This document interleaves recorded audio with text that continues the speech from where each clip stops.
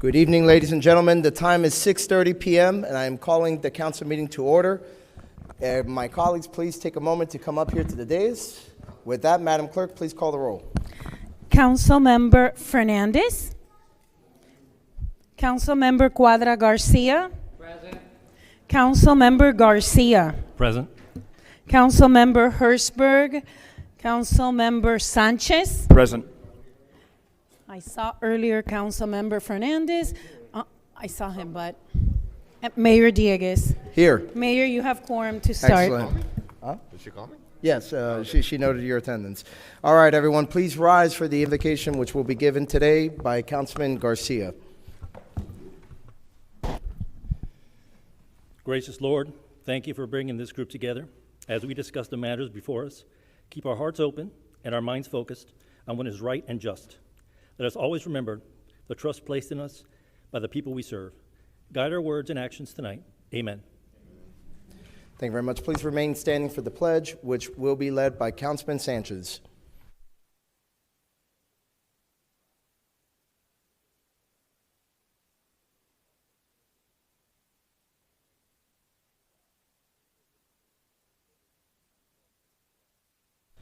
Thank you. You all may be seated. With that, we are on the order of business. I have a few changes to make to the agenda. I am going to go ahead and move that we combine items 8D, 12B, and 16F. That's one. Another change is to add a new business item as 16I regarding a resolution concerning Cuban independence. And thirdly, and last on my part, is to defer item 15A to the June regular council meeting at the request of the applicant. Is there a motion on the, are there any further changes before I proceed? I'll move it. Okay, it's been moved. Is there a Mr. second? Mayor, point of clarification. Yes, sir.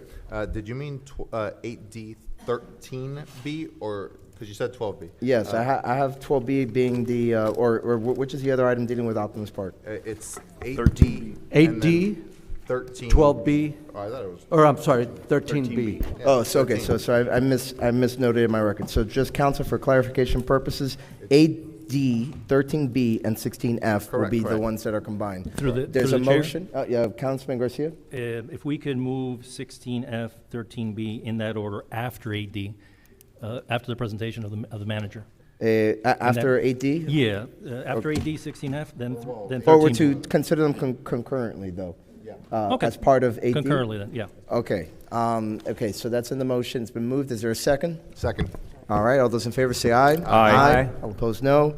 The ayes have it, and the agenda is amended as stated. We are now in public comments. Madam Clerk.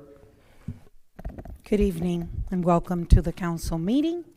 As I always state, if you're joining us via Zoom and you would like to participate in public comments, the only thing you need to do is click on the reactions icon, selecting raise hand, and our IT department will allow you to speak. If you are joining us via Zoom or via telephone, because you also want to participate in public comments, and if you wish to speak, just raise your hand by pressing hashtag number 9. And if you are in council chambers and you would like to provide us with public comments, please, it is a moment now to reach the podium and state your name and address for the record. We will afford you 3 minutes to speak, and welcome.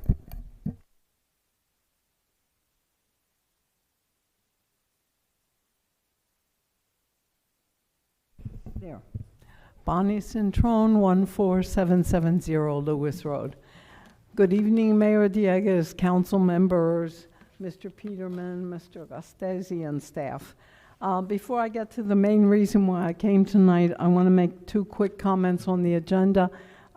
First, I think that the proposed improvements for the Optimus Park are reasonable and necessary, and I support their being funded and implemented. Secondly, I would just question why zoning and planning and zoning committee has to be only people that are related to the construction or real estate industry in some way. To me, that seems not fair. I think it should maybe be half with those kind of people and half lay people, so that you don't have just one mindset there. But that's just my opinion. Now, for the reason I came. I wanted you to take a good look at the town seal. Nowhere do you see any high-rise apartments on there.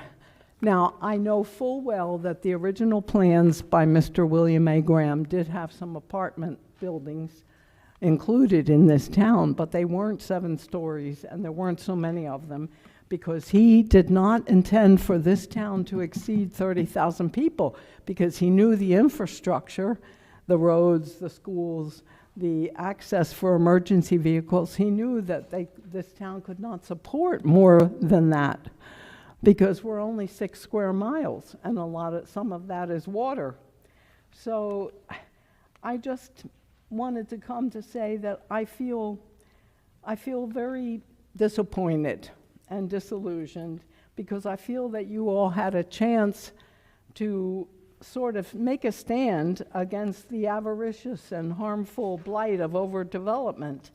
I had high hopes for all of you, and I thought that you were a council that would hear our voices and really protect us, but you failed to do it. I spoke out against that 7-story building. I spoke out about the monstrosity going up on 154th Street at the Palmetto, and I spoke out about this last apartment complex, but it just doesn't seem to do any good. I don't do social media of any kind, but I'm told that there was a lot of condemnation on social media after the vote to let that construction go ahead. I don't really see any reason to come here and take time to talk and give your opinion when it seems like you will always ultimately decide in favor of the influential people with money rather than act on the common sense and environmentally sound words of the people whose quality of life is impacted by your actions. There are many things that this council does very well, but this was a huge mistake, I feel, on your part, because the last thing that this town needed was more residents. And I think you saw those statutes that would have given you just cause for opposing if the Live Local Act had been brought into play. There was a way to get around that, because I think we would qualify to not have to have those things here. The Grahams would have had to develop that land the way the zoning was set up. And we should have done it in a way that it would not increase our town population. That the zoning should never have been changed to something that will allow all those new residents. We will probably have over 36,000 people here. So I'm just saying, I feel like you were to blame, you betrayed us, and I feel very sad about it. I wanted to tell you to your faces. Thank you, Bonnie. Thank you. Next speaker.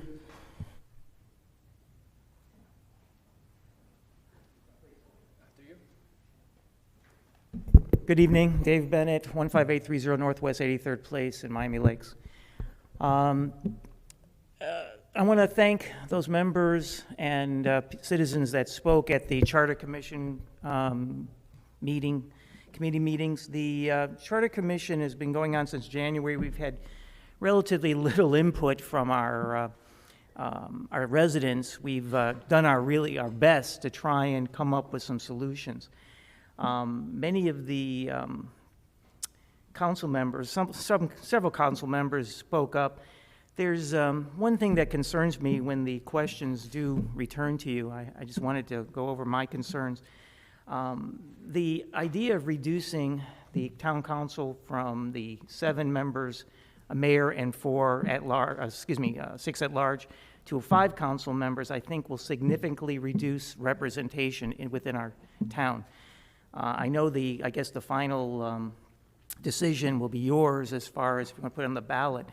It was very frustrating when we had so many people online and that spoke out against that, and yet the 4 members of the Charter Commission wanted to continue to do that. I agree that if this question needs to be brought up every 10 years, apparently, that the people will decide. And I'm hoping they'll reject the idea of reducing this council. I think 7 members adequately handles what we need to do here. I don't see, there's too many complications with 5. If 1 or 2 are absent, we're down to 3, and we're down to 3. That means of the 3, they got 2 of them's gonna appoint a mayor and a vice mayor, and then you have a council member.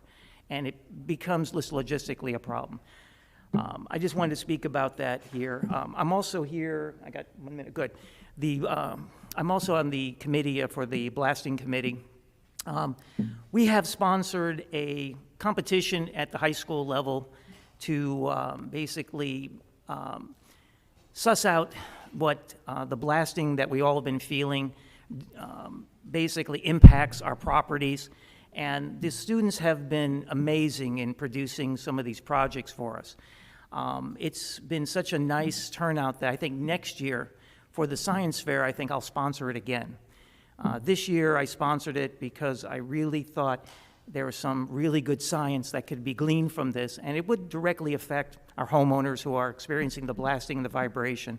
I'm hoping that during the award ceremony, 1 or more of you could at least join us and celebrate with the kids. I want to thank you for your service. Have a good night. When is that ceremony? I believe it's set up for next week. I'm meeting here now at 7 o'clock, and I can get you more information, but I think it's, we're dealing with Claricel, getting things organized. So, but we have to do it before the end of the year, so we'd like to do it. Thank you. Thank you. Sir?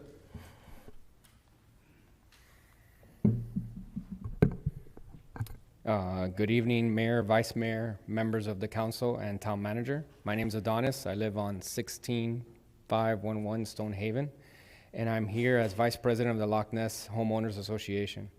I'm joined tonight in spirit of all our volunteer board, as you all are aware, representing 148 family homes in the Loch Ness community, proudly established here in 1972. I did have a slide deck for you all, but I will share it with Manager Peterman, and he can share it with the rest of you, just to showcase some of the activity that Loch Ness HOA as a community has established over the course of since December of me moving into Miami Lakes. I did want to give out some shout outs to some of the members of your staff. And so I'll start with Town Manager Eddie Peterman. Thank you for the quick commitment to our speed hump replacements and introduction to the South Florida Water Management District to protect our lakes and C8 Canal. Zoning Director Danielle Angel and co-compliance team, specifically Lourdes, Aried, Carlos, and Brian for the response detail ordinance guidance that they've given the Loch Ness community as we move forward in correcting a few things that have been overseen over the years. Park Director Jeremy and his incredible team, including Andres, Manuel, and Beatrice, for helping us secure venues and guide our neighborhood library program. So we did approve a $860 to buy the free little library, and we will start we've followed the process to get that installed in one of our parks. Rachel and Oreo for the C-Click Fix desk. They have provided guidance and how we can share that with the community. Some active initiatives on to Loch Ness, and I would love to invite you all for the grand opening of the free library, or whoever in the council can join. We've actively stepped up Active Neighborhood. We're doing a bi-weekly on Sundays walk to bring awareness to why we shouldn't park on sidewalks, as an example, and also why it's important to the elderly and my wife, who walks around with my 10-month-old daughter. So and again, everything that we've been doing is to proactively showcase, hey, we're doing this fun community event, but it's also to bring awareness of some of the ordinances that make Miami Lakes great. The other one that another fun event that we did, and thanks to Parks for helping us coordinate that, is the Chalk It Up Sundays, where I did have a picture of some kids from the community that went and drew artwork on the sidewalk. With that, I know that I'm coming up on my time, so I do have a few other things, and moving forward, will come more often representing the 148 residents. If any of you have any comments or questions or guidance even for Loch Ness and my new role as Vice President for the Loch Ness HOA, I encourage you to let me know, and thank you all for your time today. Thank you so much. Next speaker.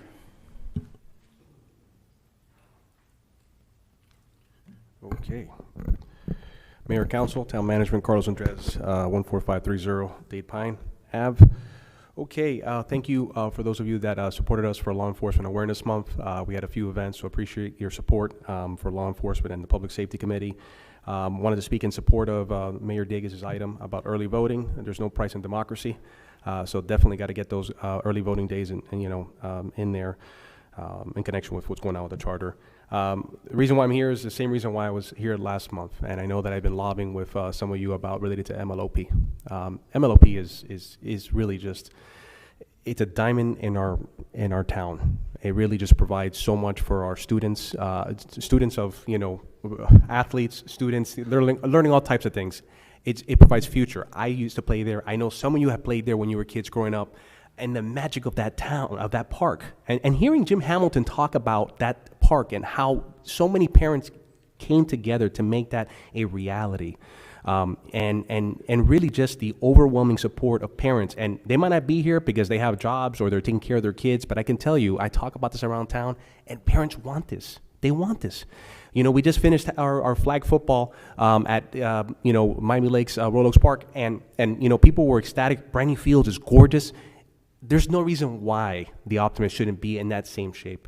So in this report, which I'm so glad that Director Badgetown put this together, please support it. The money is there. We're not asking for more money. Let's get this going, and let's plan for the future of this town for us to be competitive. Okay, Hialeah's doing so many things to their parks. We're losing people to Broward County for athletic sports. We shouldn't do that. Our town is gorgeous. It's a beacon, Northwest Dade, and we need to continue that investment. And I just ask you all to please support this, and let's get these wooden poles down. Let's get these new lights up. Let's get these backstops repaired, and let's go play ball. Let's get this started for next season. Thank you so much. Thank you very much. Next speaker, and while we wait for the next speaker to come up, I just wanted to encourage those in the audience that live here in the town to please stay behind. We're going to be pinning our new major at some point tonight, so it would be nice for us to have a willing audience to go ahead and celebrate this important milestone. But with that, sir, please go ahead. Hello, good evening, everyone. My name is Silvio Yanez. I live in 8756 Northwest 168th Lane. I'm here to discuss the pickleball improvements that were done to Optimist Park. The problem we're having is PSN's lights, and I've called the county several times, have not been repaired. So we're getting an enormous amount of people from that park coming to our park, and when we go play as the residents, we don't, we sit there an hour to play. So I was trying to see if it was possible that the tennis court next to the next 4 pickleball courts, if that could be turned into 4 more pickleball courts, because the tennis court's usually empty. It has the lines for pickleball, and yesterday I played pickleball there, but it's not the same. The net is lower, et cetera, and stuff. So obviously I'm going to go play now attired in pickleball attire. So that's all I wanted to mention to you guys. It's causing a problem for us, and if there's any way that the park could be extended to 10 o'clock at night, the lights instead of 9:30, because some of us work during the day and we get there like at 7 to play. So thank you very much. That's all I wanted. Thank you very much. Next speaker. Going once, going twice. Madam Clerk, anyone online? No one with a hand raised. You but want to I go do, ahead and note the public comments we got by email then? I do want to share them. So we have one from Mr. Abel Fernandez in regards to planning and zoning and how the vacancies are filled. One from Mr. Boris Foster in regards to Special Taxing District Section 1 and budget changes, or charges, budget charges. Public comment, written public comment from Ms. Hope Reynolds in regards to objecting to charges from the Special Taxing District Section 1, rules protecting Planning and Zoning Board, and in opposition to the PNC nomination that Councilmember Cuadra Garcia is doing. And as those are the 3 that I have, I also had 2 that I was gonna state for the record, but they are regarding item 15A, which was deferred earlier. So I don't know, Town Attorney, should I state that for the record, the oppositions that we got, or should I wait till next month? They want you to put them in the record. They gave them to you today, so put them in today. Very well. So we got an opposition, a letter of opposition from that item 15A from Belamanda Investments LLC, signed by Mr. Ruben Sanchez. And the other one in opposition was from Miami Lakes Professional Center Condominium Association, also in opposition to the Education World Learning Center, and that one was signed as well from Ruben Sanchez. Those two I received earlier today, and I just wanted to state for the record, although the case has been deferred 15A to next month. And that is all for written public comments. Thank you, Madam Clerk. We're now on 7A, appointments. Before we go to Councilman Cuadra Garcia, I'm going to go ahead and read my usual statement, but first, I want to take a moment of personal privilege to address Ms. Bonnie Cintron. Obviously, we don't normally answer questions while we're in public comments, but being that this is appropriate to your topic about why it is that we have these requirements to serve on the Planning and Zoning Board, that is because professionals in those fields typically deal with the matters that come before them, right? Whether it's related to permitting, design, or land use and planning and zoning, and land use generally. So that is why we have that requirement, right? Because these matters can be complex. And I understand your disappointment with respect to the Lakeside project, but the reality is that the laws that govern that project militated in favor of us approving it if we wanted to do what was best for the town, right? Because it wasn't a policy decision. Again, it was a quasi-judicial decision. And I understand that there are some residents that still, have read the law and want to interpret it a different way than what it actually states. But but that's exactly why you need that sort of technical expertise on these boards, because a lot of times these legal mechanics can be misunderstood and as a result, put the town in legal jeopardy. So that's my concern. I mean, one example is the way that the term covenants was being loosely used at the last meeting when we had that consideration, and that there is a legal distinction between conditions to a site plan and a covenant that is recorded with the land. That's an example of why we have these requirements, and I guess it also answers your question regarding the Lakeside project. But I want to take a moment of personal privilege to acknowledge what you said and to address it, at this time. With that, we have 3 removals due to absences, and we have 1 appointee, Anna V. Torres, to Economic Development Committee by Councilman Alex Sanchez. Is Ms. Torres here? Okay, well, regardless, we want to thank her for agreeing to serve on this board. And with that, we will go to Councilman Cuadra Garcia to introduce his motion. Thank you, Mr. Mayor. My recommendation is to appoint Mr. Aniva G. Perez to the Planning and Zoning Board, a real estate broker. I am requesting my colleagues to waive the said requirements of the categories listed above. I'll move. Wait, was there a second? I'll second. Okay, it's been seconded for discussion. Councilman Fernandez? Well, I'd be a huge hypocrite if I were to turn it down. I mean, I serve on I chair the Planning and Zoning Board, and I'm a realtor by trade. So, I do agree that that he has the knowledge to be able to serve on that board. Vice Mayor? Thank you, Mayor. Yeah, the fact that the nominee is a real estate broker doesn't really affect me. I actually don't know Mr. Perez, but what I would say is I started off being okay with this, and then we got those comments from Ms. Hope Reynolds, from Mr. Fernandez, and they actually seemed to make a lot of sense. And then even then, just out of deference to you, I was willing to still support it. But then I actually took a look at the roster, the existing roster of the P&Z, and I noticed that it's actually mostly not people who fit the qualifications. It's mostly people who have been waived in, and I would like to see a start of the committee coming back. I don't know. I think this item is probably going to pass anyways, but I'm going to be a no only because I'd like to see that return. I don't know the individual. It has nothing to do with them. It's just, even with my own, once they decide to retire on their own, I'm going to be seeking someone who actually fits the qualifications. Further discussion? Through the chair. Councilman Garcia. Thank you, Vice Mayor. I mean, your points are valid, of course. However, I do believe that the experience that Mr. Perez brings, the fact he's lived in the town many years, he understands for many years what the town's going through, and he follows his experiences alone, I think, will bring much needed experience to the town. Now as the councilman said, he was the chair of the council in real estate, and that gives you an understanding. We'd love to have engineers, we love to have town planners, things like that. But in this case, I think the experience alone and the time he's lived in the town warrants us to waive that and accept him on the board. Thank you.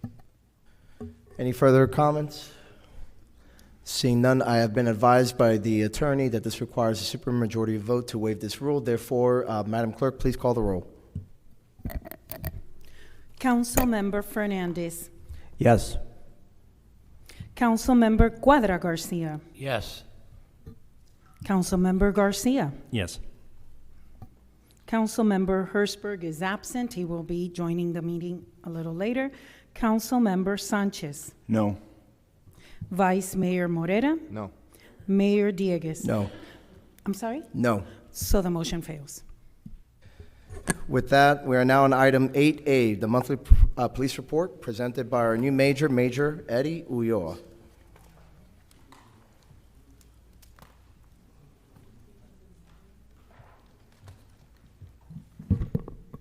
Good evening, Mayor and Council. So for the month of April, we show a 43% reduction in reference to our crimes for the town. So that continues to be obviously a steady decline on our end in reference to comparison to last year. Additionally, for the month, we issued 231 citations. We provided 48 written warnings, 51 verbal warnings, and 21 parking tickets for the month. We also had the Coffee with a Cop last week on Friday. It was a nice event. We did it at Mayor's Cafe. It was a very nice event, nice turnout. And I'm opening to you guys if there's any questions or any concerns in reference to the police. Who wants to go first? Councilman Sanchez and then the Vice Mayor. Major, good to see you and looking forward to what's going to happen now in a few moments. Yeah. Before the next council meeting, obviously school is going to cease for the summer, and we know in the general consensus of the area, usually when that happens, those teenagers, they like to roam around and sometimes look into cars and homes. Is there a different strategy? I don't need to know the strategy, but will there be a different strategy for monitoring those types of environments or residential environments, making sure that break-ins are not happening to the extent that they have in the past and things of that nature? Yeah, predominantly what the plan of action is going to be pretty much moving forward is we're going to do something relatively, not exactly the same, but something relatively similar to what we do for Grinch Busters. Okay. So we're going to, do high visibility, especially like in Main Street, like our typical places like Publix, those extended places that are very prone to, like the vehicle burglaries and stuff like that. Obviously, the locker loose is going to be a very important part of that too. Mm-hmm. And obviously, with outreach and high visibility is pretty much the focal point of how we're going to try to, to mitigate those crimes from occurring during the summer months with the juveniles. Awesome. Thank you. No, you're welcome. My original question was relating to something else, but actually Councilman Sanchez brings up a point, and I was going to say, I'm not necessarily certain that the close of the school year may bring more burglary issues, and I'm sure it might, but what I see, and I know it's a resident that it's an issue that a lot of residents have brought up, and it's the kids on the bikes popping wheelies in front of the cars. Is there a way that detail can somehow be not just more visible, but also more out on the street? Because what I've come to understand is it's just impossible to catch them in the act. Is there some way we can, I don't know, hide behind a bush or something, especially on Fairway Drive? That's where they're always there, on Fairway Drive. Yeah, I mean, in reference to that, part of that is going to be our unmarked vehicle details, which will obviously be, consistent with those types of behaviors. The unfortunate thing for that is obviously it's like any typical traffic crime. We would have to catch them in the act of doing so. Where it becomes difficult is obviously there are laws to allow bicyclists to be on the road, et cetera, but obviously their behavior is what isn't allowed, so that would be what we would curtail. And then to my original question, which was, I actually never noticed the inclusion of parking tickets in here. Where are we giving parking tickets? Like where geographically in the town? In Main Street or? No, it's not nowhere in specific. So we've given a lot. Like for example, Sanchez has brought up to our attention in reference to I think it's 139, if I'm not mistaken, or what street is that? Like along 87th Avenue, that little turnaround that comes out. So if you're going south on 87th Avenue, right before the bridge, if you make a right on that swale area between the homes and the bridge, cars parked there. Quite a bit. Yeah, it's at a little auxiliary road. Some of the residents typically at overnight try to have a tendency of parking there. So we've been doing that. Obviously, hear about like New Barn, the shopping centers, a lot of it too. Obviously, the handicap parking has been a big thing for us as well. So. Gotcha. Thank you. You're welcome. Councilman Garcia. Thank you, Mr. Mayor. Well, first of all, congratulations. Thank you, sir. Early, but well-deserved. I know there's a lot of talk about teenage takeovers going on all over the country. And I know we had a little rash of that a couple years ago in Main Street, and the curfew and the job that you're doing and at the events and along with the Grams has prevented that from happening in the town. And I just want to congratulate the department and everything, all the plans put together and what you're doing now to prevent that from happening here in the town. So I just want to say it's happening everywhere else. It's not happening here because we've really been very tough with teenage curfews in the town, which is very important. So Yeah, I want to absolutely. thank you for No, all thank you your very efforts much. in the past and the future. Thank you. Thank you. Anyone else? Yes, Mr. Mayor. Councilman Cuadra Garcia. Thank you. I want to take a point of privilege, and by the way, congratulations, Major. I spoke to the town manager a couple days ago to advise him of speeding that's going on. I don't know if the manager has shared it with you. All the way from, I want to say it's 169 to the school area there. On 79th Avenue, correct. Yeah, right. They're using that road there to speed. So if a person's making a left on 163 and they have a vehicle that's blocking their view, they're speeding. I can't tell how fast they're going, but you could pretty much tell they're speeding. So I wanted to see if there's anything that could be done. Yeah, so, technically, even before your concerns were raised, we typically do run radar there. Predominantly, we've been pretty unsuccessful because it's not the first time that we've gotten that complaint. I know typically a lot of times, like visually, a lot of times it seems like the cars are speeding, and then when you actually go out there with the radar and stuff like that, there might be 1, 2, 3 miles over. But with response to your concern, I do have my traffic guys out there. They're predominantly just moving around in reference to time, so we're not hitting it every day at the same time. So we're doing it pretty much all during the daytime and on the afternoon, guys, with my NTU guys. So my traffic guys, which a lot of them are here, they're addressing that. And as of right now, we haven't had anything in reference to fruitful that's come out of it, but we are addressing it. You're welcome. Anyone else? All right, well, thank you. We're now on item 8B, to be presented by Director Santos, Public Works Monthly Infrastructure Report. Is the director here? Yeah, he's online. Yes. Good evening, council. Okay, perfect. Welcome, Omar. Good evening. So I'm going to start just highlighting 3 projects. That one would be the Palmetto Underpass. That project is pretty much completed. The last piece that we had pending was the improvement to the pavers. So I'm guessing most of you have seen that. We have some cleanup work to do and some green space restoration that will be ongoing in the next month. But that project is pretty much completed. Next project would be our 59th Avenue project. So our consultant, they are finalizing our 60% submittal. They have just 2 disciplines pending to submit to them, which are lighting and landscaping. And once that is completed, which they have told me they're anticipating within the next 2 weeks, that will be uploaded to our DOT server so they can have their reviews ongoing. We've also been coordinating with aviation and other entities to get ready for permitting and reviews that are part of the design process. And lastly, when it comes to the projects, we have our Park West pedestrian and bicycle improvement project. The reason I'm bringing that one up is that we're anticipating that starting during the summer. We want to take advantage of the summer months as much as we can. This will be enhancing predominantly Balboa Road. We're going to be adding bicycle facilities, buffered bike lanes. So you're going to have a nice bicycle facility in that area that will eventually connect to Montrose Road. And my last item before I open it up for questions would be highlight on the Canal Bank Phase 1 repair estimate that I presented last meeting at the request of the Vice Mayor. We brought up some more breakdowns and a recommendation as to what we can do to move forward with these repairs in the future. So if you go to that section of my report, the two options are there, and then I broke it down a little bit further as far as unit cost per linear foot, and then a unit cost per average property length, which turned out to be about an 87-foot section. So this will be the width of a property where there's roughly 30 something in that area.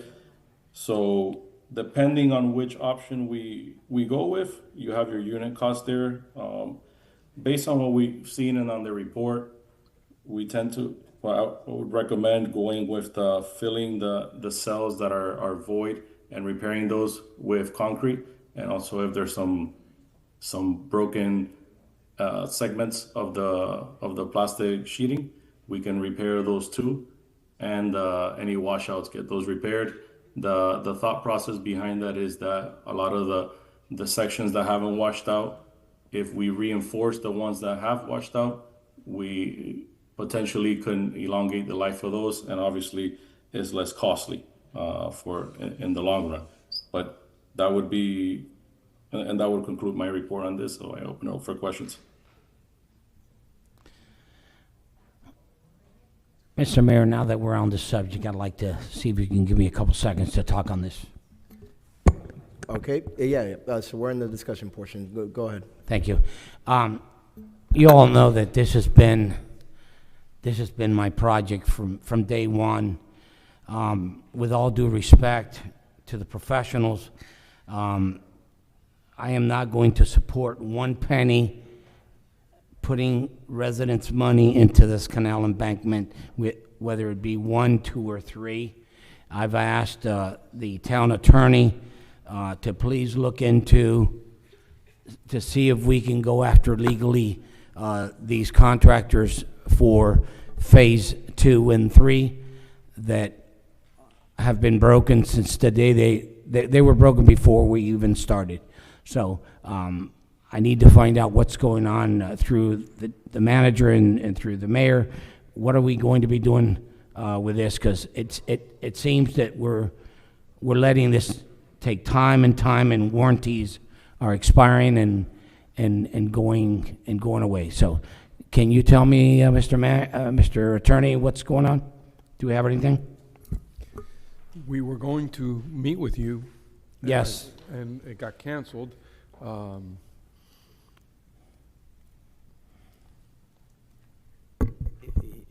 There's different things we can do if the council wishes to look at it, investigate it, and see if there's any liability on the part of the contractor. I think for 3, it's much more open since it's much more recent than 2. I think 3 is about a year or so, and the warranty may expire, but there's other types of theories that we could look at, whether it's a latent defect rather than a real defect. But again, that's something that we would rather really have a conversation one-on-one with each of you and decide how you feel, because whatever we do decide to do would require a full and a more in-depth inspection of the properties and what is causing any of the damage. We know that we already did one for Section 1, right, Mr. Manager? And that one was completed. Yes. But we haven't done one for Section 2 or for Section 3 yet. We've done it internally, But but not- not with a professional engineering firm. Right. And that's what would be required. I ask that we don't keep wasting any time. Time is of the essence, And that's what happened to two. Now we lost warranty on two. We should have, I've been talking about two for the longest. So please, I ask my colleagues to please, let's not forget about this, because I'm going to keep talking about this until I turn purple. Anyone else? Wait, before we go to you, I know the manager wanted to address something, or you're good?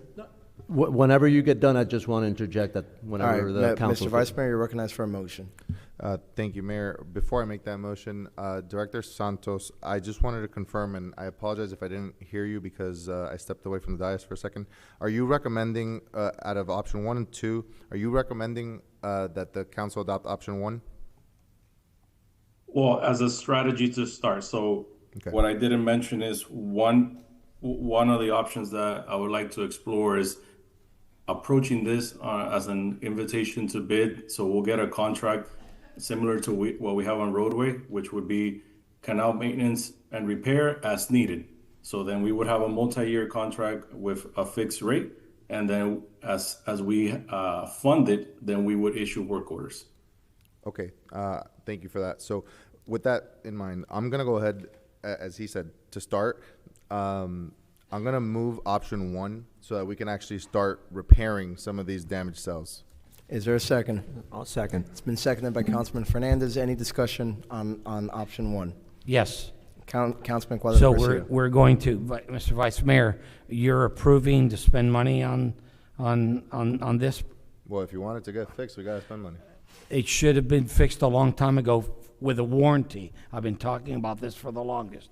So I'm not going to approve to spend one single penny of our residents' money. Okay, but through the chair. Decorum, remember Through the chair. decorum. You're talking about coming up to this dais and it's talking about this issue until you turn purple. I understand that. I understand being passionate about a subject, but you're talking about coulda, woulda, shoulda. That's in the past. Do you want to fix the canal bank or not? Yes or no? And I'm directing that through the mayor, but the reality is. Well, one at a time, please. But the reality is. We should have done it under warranty. But it wasn't. Reclaiming control of the Yes. dais, I want to be absolutely clear that there is no exception, that there will only be one person speaking at a time. Okay? We'll go back to you for a rebuttal, but in the meantime, Mr. Vice Mayor, continue your thought, but please do so with decorum in mind. Thank you. This issue has been brought up ad nauseum, and an option to repair, if we are looking at this as an item of danger because of erosion of the coastline of the canal bank, then we need to do something to fix it. If there is a legal avenue that can be taken, as the town deputy attorney just came up and spoke about, then they will chase that opportunity for reimbursement. But we still have to spend the money one way or another. It's not going to magically fix itself. They've already told us the warranty expired, so it's not going to come back. And so either we fix it or we don't. If we think it's an important issue that needs to be fixed, then we need to fix it. But we can't just continue to complain about something that already wasn't done. I agree with you that certain things should have been done differently in the past, and that maybe certain staff and other councils, because this is like way back in our town's history, may have dropped the ball in not enforcing the warranties sooner. But we're here sitting in 2026, and those warranties were not claimed. Therefore, we either pony up or stop talking about it. One of the two. Through the chair. Mr. Vice Mayor, who do you think? Wait, hold on. Remember that everyone needs the permission of the chair, which is me, in order to speak. You will have a chance for rebuttal, but the way it normally happens is we give our colleagues all a chance to opine first, and then the listening council member jots their notes down and then addresses everything all at once. We've heard from the Vice Mayor. We have two other colleagues that want to speak. The first one I saw was Councilman Sanchez, and then we'll go to Councilman Garcia for their comments. And then I promise you that once we've done a first round, then we will go to you for a rebuttal. Councilman Sanchez. Okay. So warranty terms. I'm gonna bring it down to the most simplest terms: cars. All right. In the last meeting, we discussed warranty for cars. Cars are 3 years, 36,000 miles on average. There are some cars that are 10 years, 100,000, but that's, those are outliers in the average time of warranties. When it comes to the warranty of this, based on on the research that was done, it's 5 years of warranty. For phase one, which right now the item that's being discussed is specifically budgeting for phase one, not 2 or 3, specifically only phase one, expired in 2019, before the pandemic, before any of us were up here. Expired in 17, so even more backdated. So at this point, we can't go back in time and say we need to fix something that was under warranty because there's no historical data, no documented proof from 2017 that shows that it's in the condition that it is today. Nothing lasts forever, nothing.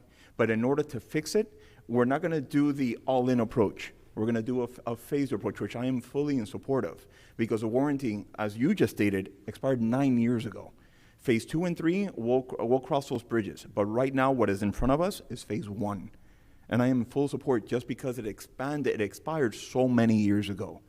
And we just can't go back in time and be able to fix it. What we can do is take action now in a responsible manner, in a manner which is a phased approach, like I just mentioned, that takes care of the residents of phase 1, which I believe you are a resident of phase 1, and it protects your home, your land.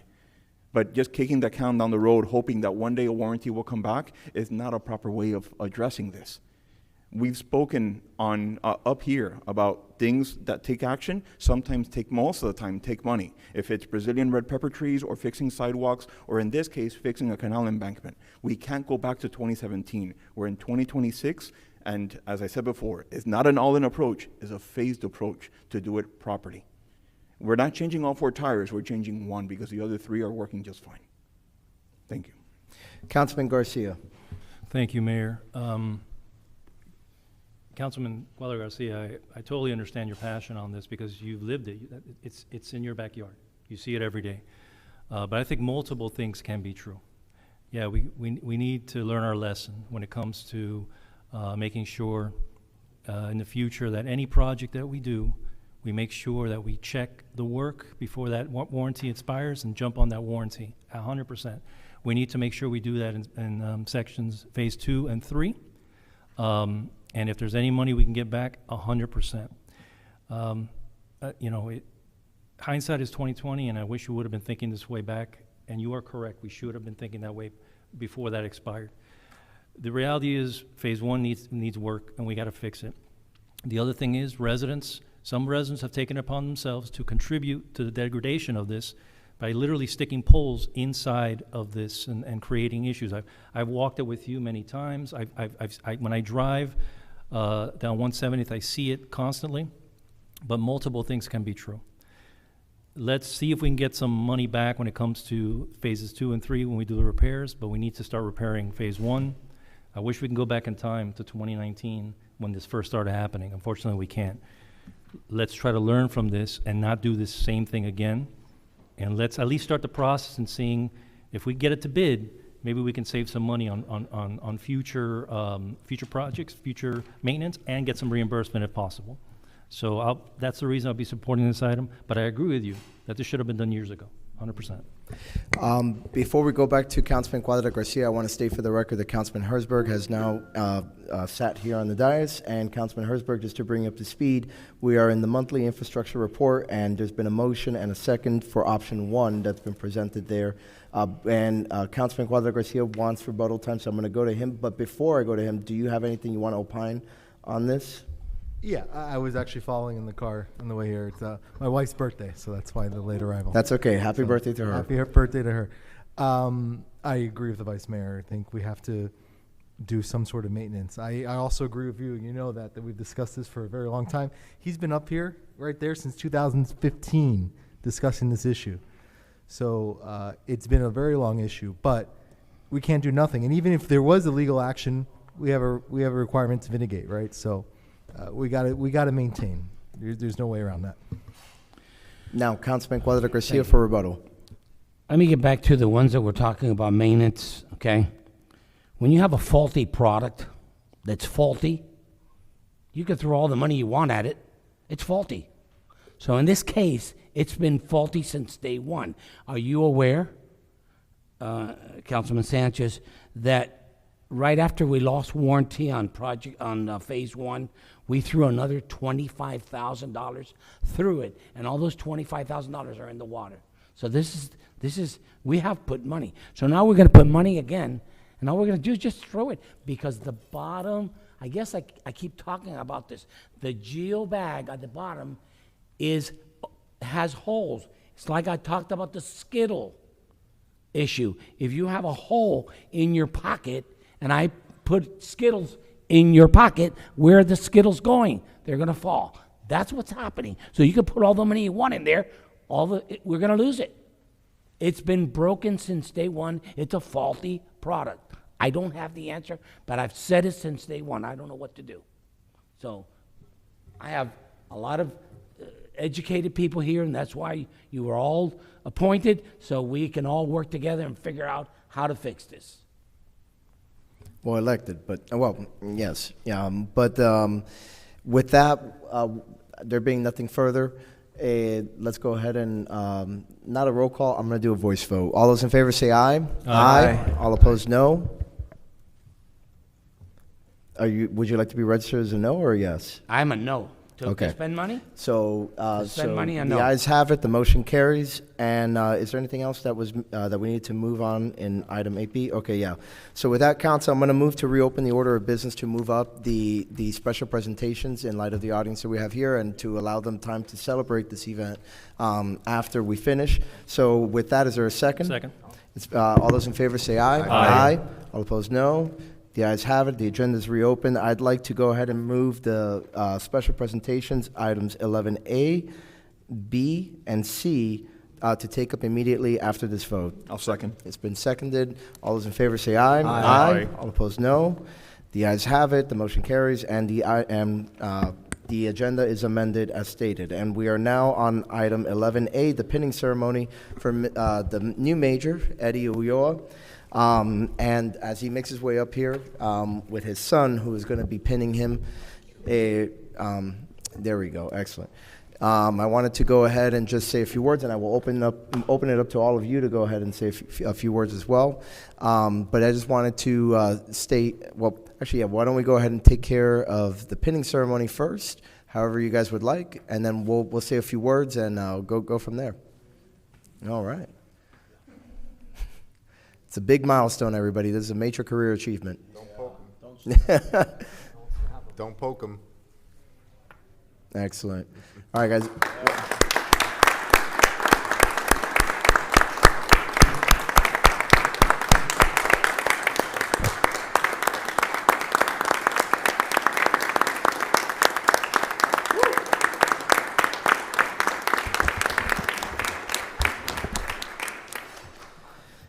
Major, I just wanted to say congratulations on your promotion. In the last couple of months that we've been working, as we've transitioned from our former major, Major Gonzalez, to you, you have stepped in seamlessly to me. And, you know, you've been extremely responsive, and I think the residents continue to see the results that you and him were working on, and I know that you're going to continue to lead us in the right direction. And I know that you have a big crowd here. Clearly, you have a lot of support in our department, which is great.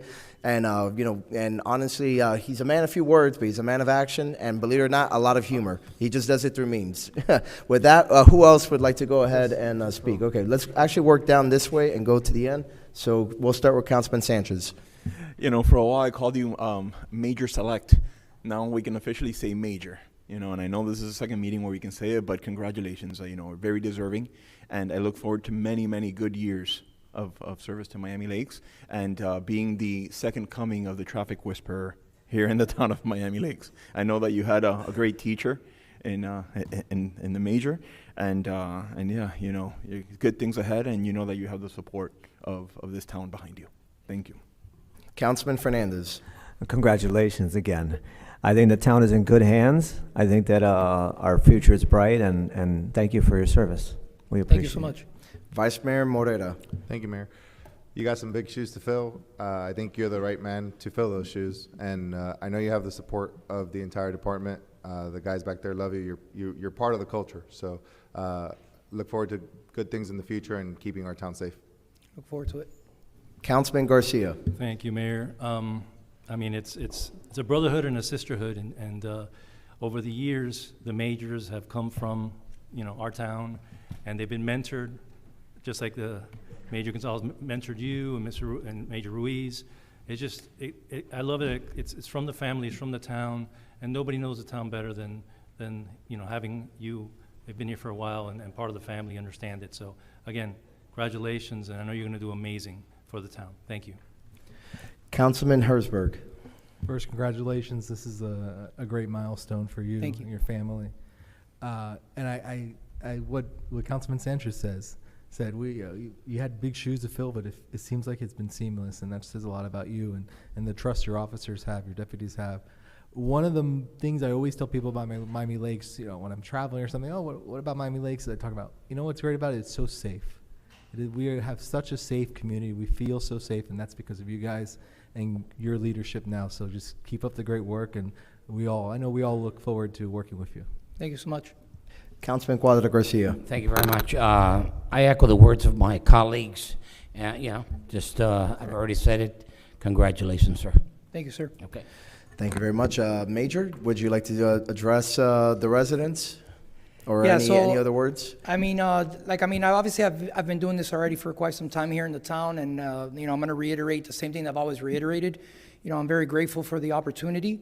I look forward to obviously continue, the excellent service that we've always provided the residents of the town of Miami Lakes. But I'll be remiss if I don't give thanks to the troops, to my guys, the guys that are out there actually, handling the calls, being the face of the town. Unfortunately enough, obviously I'm at the tip of the spear, but the guys behind me are truly the ones that are carrying all the weight, and I'm extremely grateful for their effort and their work, and I look forward to continue to work with them. Excellent. And just as you know, you have a new lieutenant. I believe you wanted to go ahead and introduce him for us. I do. So that is Lieutenant George Cassiano.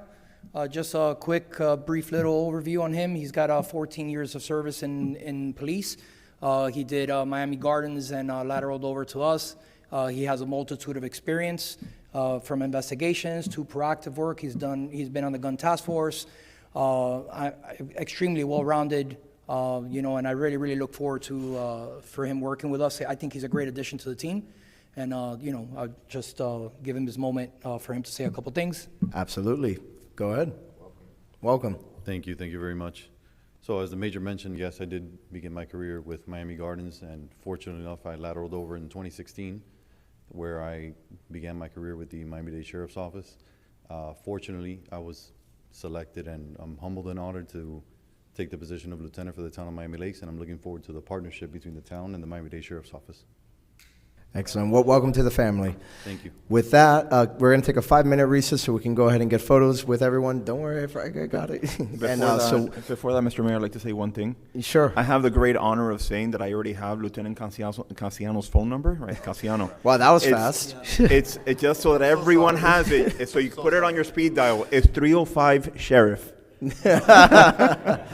With that, it is 7:28. We will come back in 5 minutes, so everyone be back by 7:33. That was corny.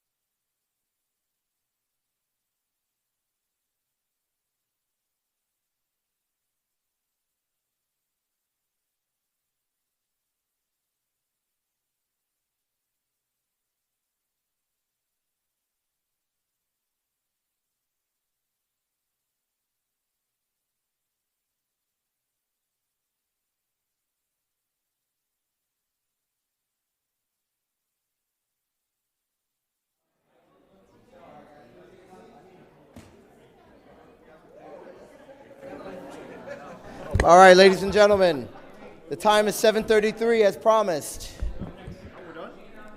Yeah, we're gonna have to move to the next special. That'll be quick. That'll be. Yeah.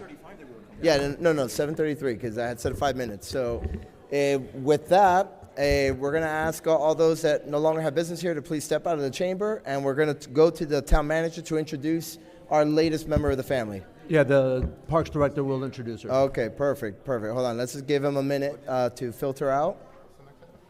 Can we read now that Steve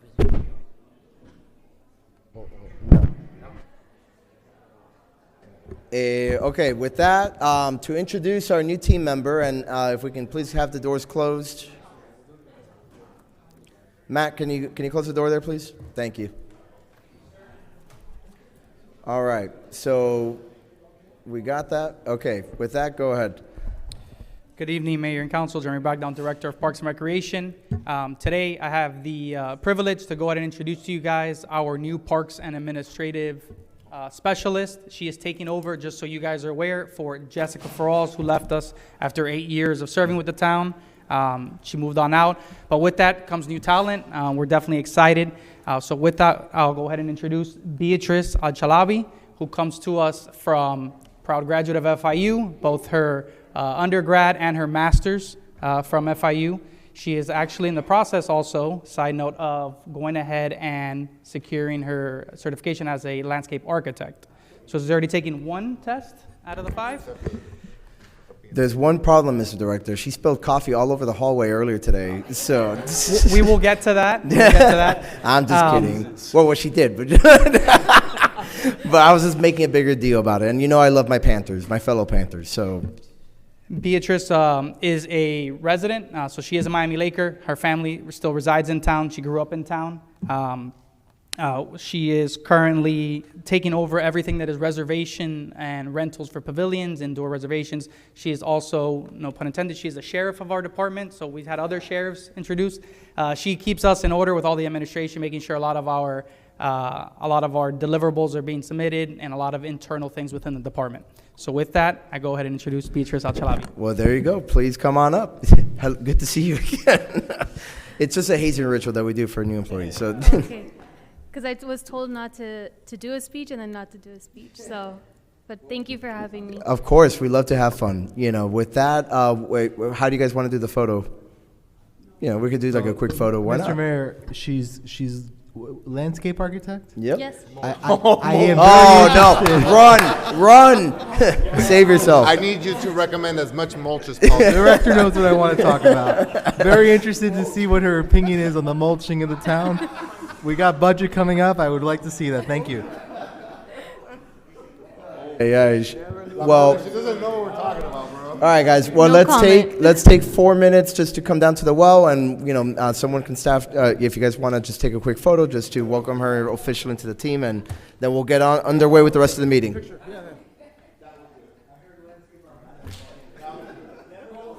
Yeah, it was.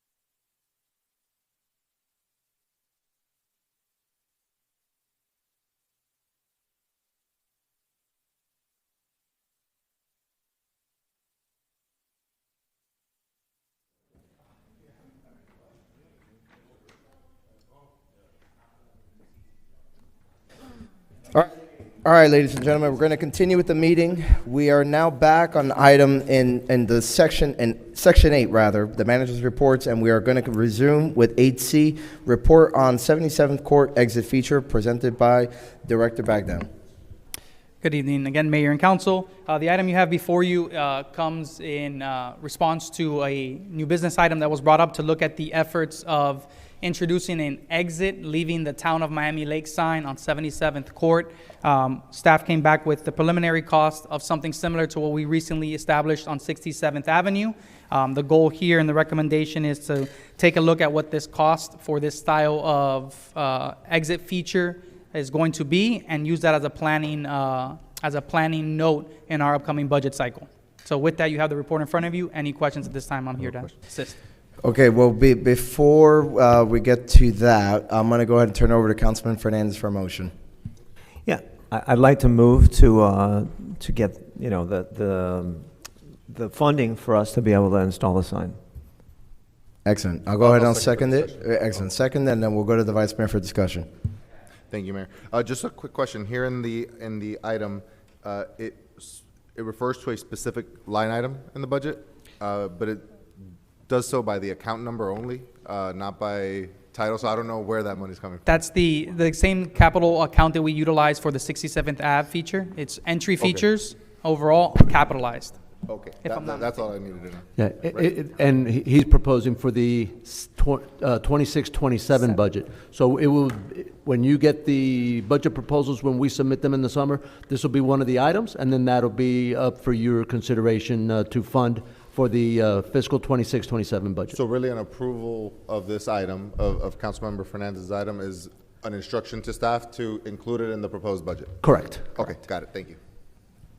Excellent. Any other questions or discussion on this? Councilman Sanchez. What would be the exact location of the exit sign? So that is still being determined. I've already spoken with Omar. There are some FDOT requirements in that land area because it has FDOT area, but it is on the portion just before it expands and kind of before the sets of homes on your eastern side. The goal is to catch people right before that bend to let them know that, hey, you've already exited the town. And those homes, which to the councilman's efforts here, we've received calls of service on trees and stuff like that, and we have to explain that that is outside the town boundaries. Is there going to be an electrical component to it?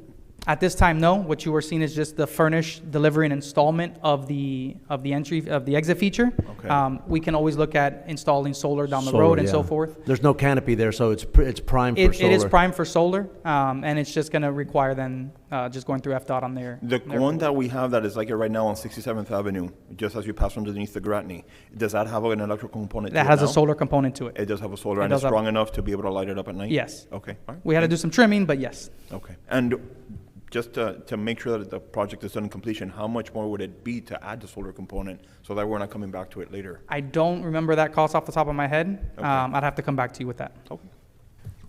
Councilman Cuadra Garcia, unless you Thank have you. anything else, Councilman Sanchez? Jeremy, is Okay. this pretty much what the facade is going to look like?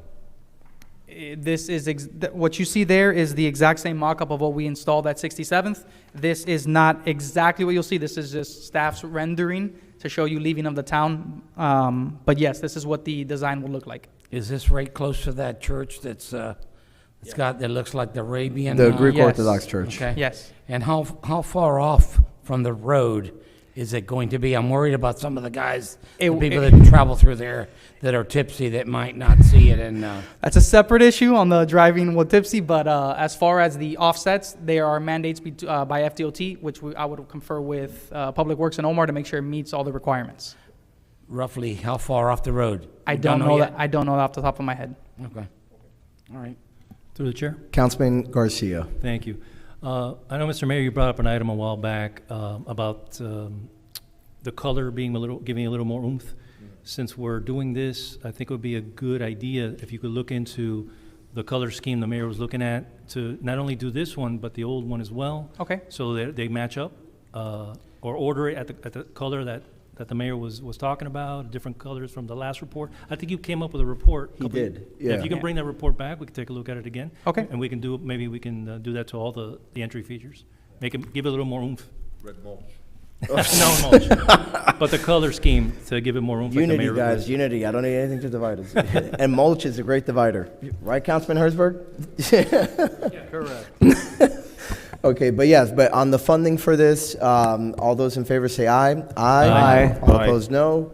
The ayes have it, and then just come back to us to approve the final color. I know we had a couple color swatches to consider from, but just, yeah. But thank you very much, Director. Well, okay, it's you again. 8D, Miami Lakes Optimist Park enhancements. Thank you, Mayor. So the item you have before you comes in recent conversations from the council to look at how are we going to address some of the immediate concerns at Optimus, and what is the plan that we have for the improvements that are needed for safety, for some of the deterred maintenance and infrastructure that we have that is degraded, as well as looking at ways to reduce the annual costs on some of the maintenance and so forth. So the plan you have before you goes over tackling the immediate concerns, which include Field 1's remaining 6 wooden light poles, removing them, replacing the required amount of new metal poles with all LED fixtures. It also includes all the backstops, dugouts, and fencing improvements for all 5 main fields. Includes the installation of safety bollards at the corner of 67th and Miami Lakeway North, protecting the closest field to that intersection. It includes the concrete pads and bleachers for fields 1 through 5. The installation of the pathways throughout the entirety of the park, so creating that interior portion of the park's circular pathway, creating connectivity through to each field, and also traversing into the middle to Field 5. As well as the purchase and installation of a prefabricated restroom building, its required slab, and all connections to utilities required.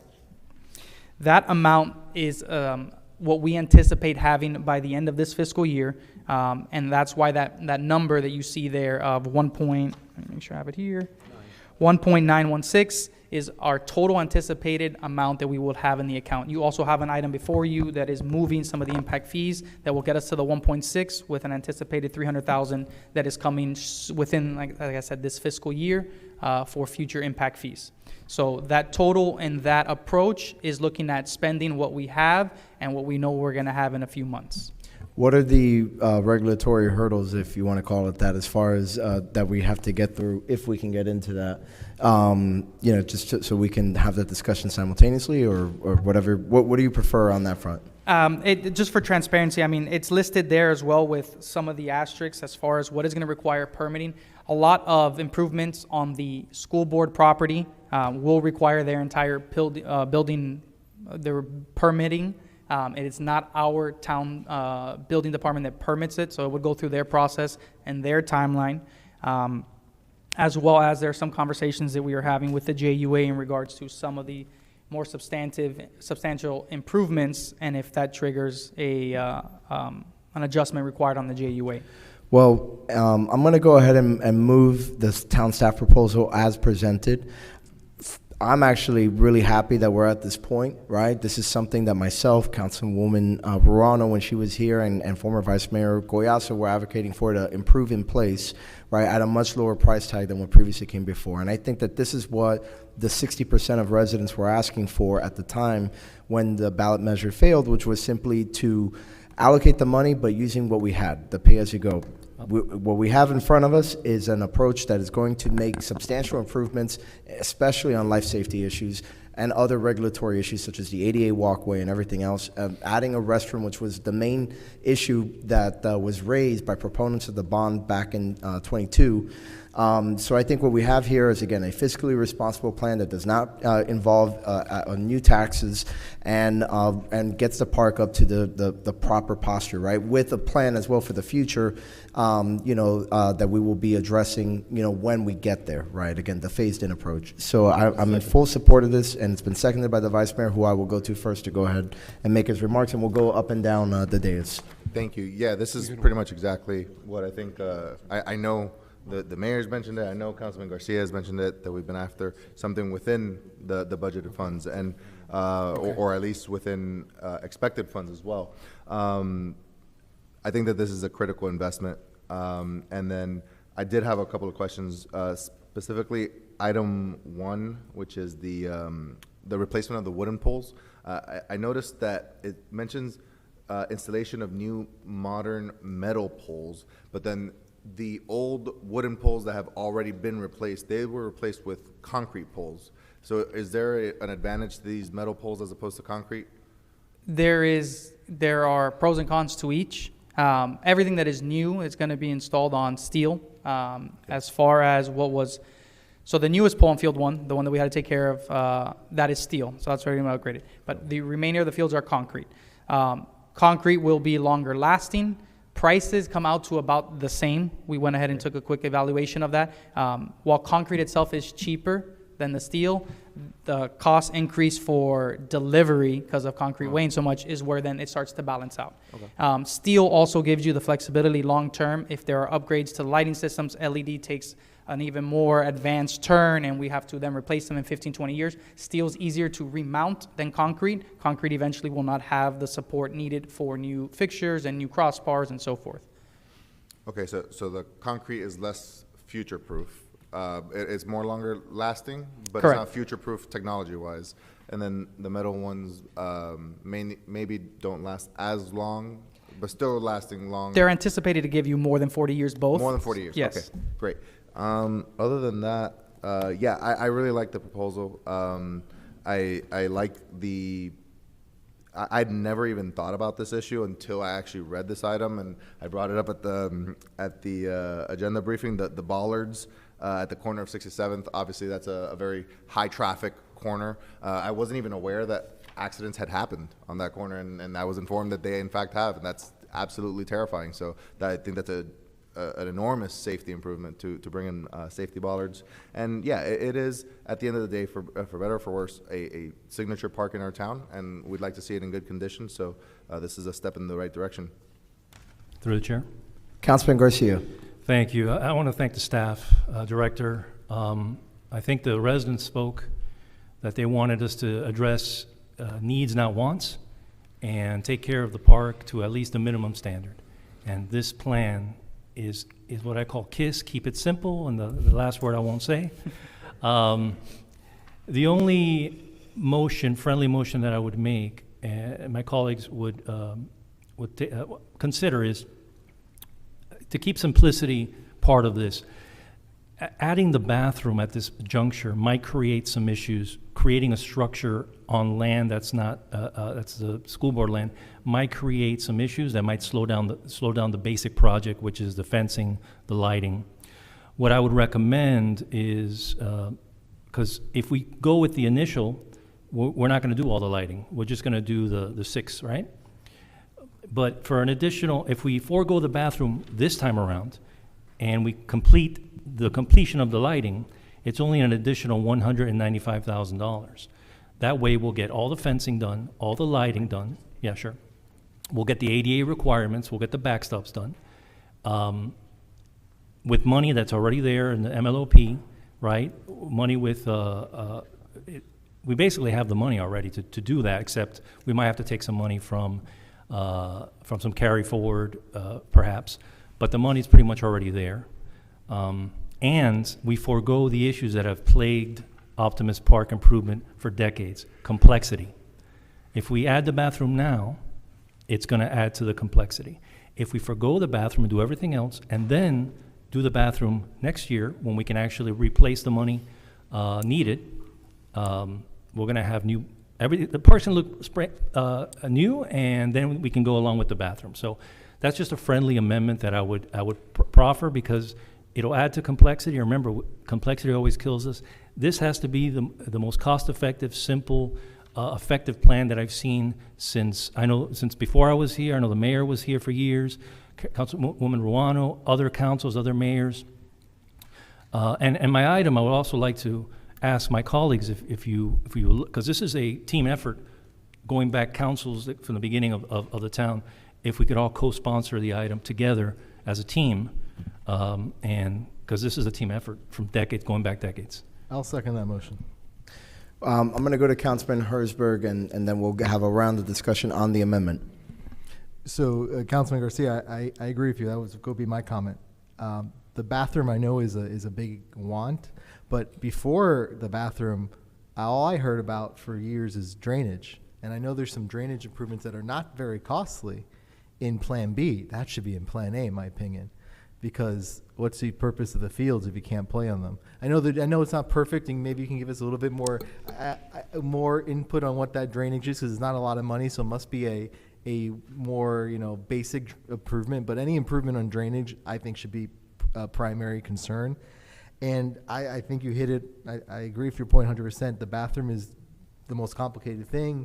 We're talking about a permanent structure. I want to do it, but I agree that might be better for phase 2, and we can look at some more bigger improvements for the field in this phase 1, including the lighting. And the lighting is a cost saver at some point, right? Because we're spending a lot of money maintaining these old lights. These old lights use a lot of electricity. So there is a long-term cost savings in prioritizing the lights where, again, I understand the bathrooms are very important, but the bathroom is just a cost. And we're trying to use not that much funds to make the biggest improvements possible. So I want to hear the input from everybody else. I want to hear your input too, and what the most important improvements we can do for this park. Because at the end of the day, your knowledge in the park is something that I value a lot. I'll reserve my comments, but I'm going to go to the Vice Mayor in a second. But I had a question for you. We currently rent a trailer bathroom, correct? Two. And what is the cost to the town every year on that? Annually is $22,400 Okay, thank you. for both. Thank you. I had that question in my briefing, and I didn't get a response in time. But Vice Mayor.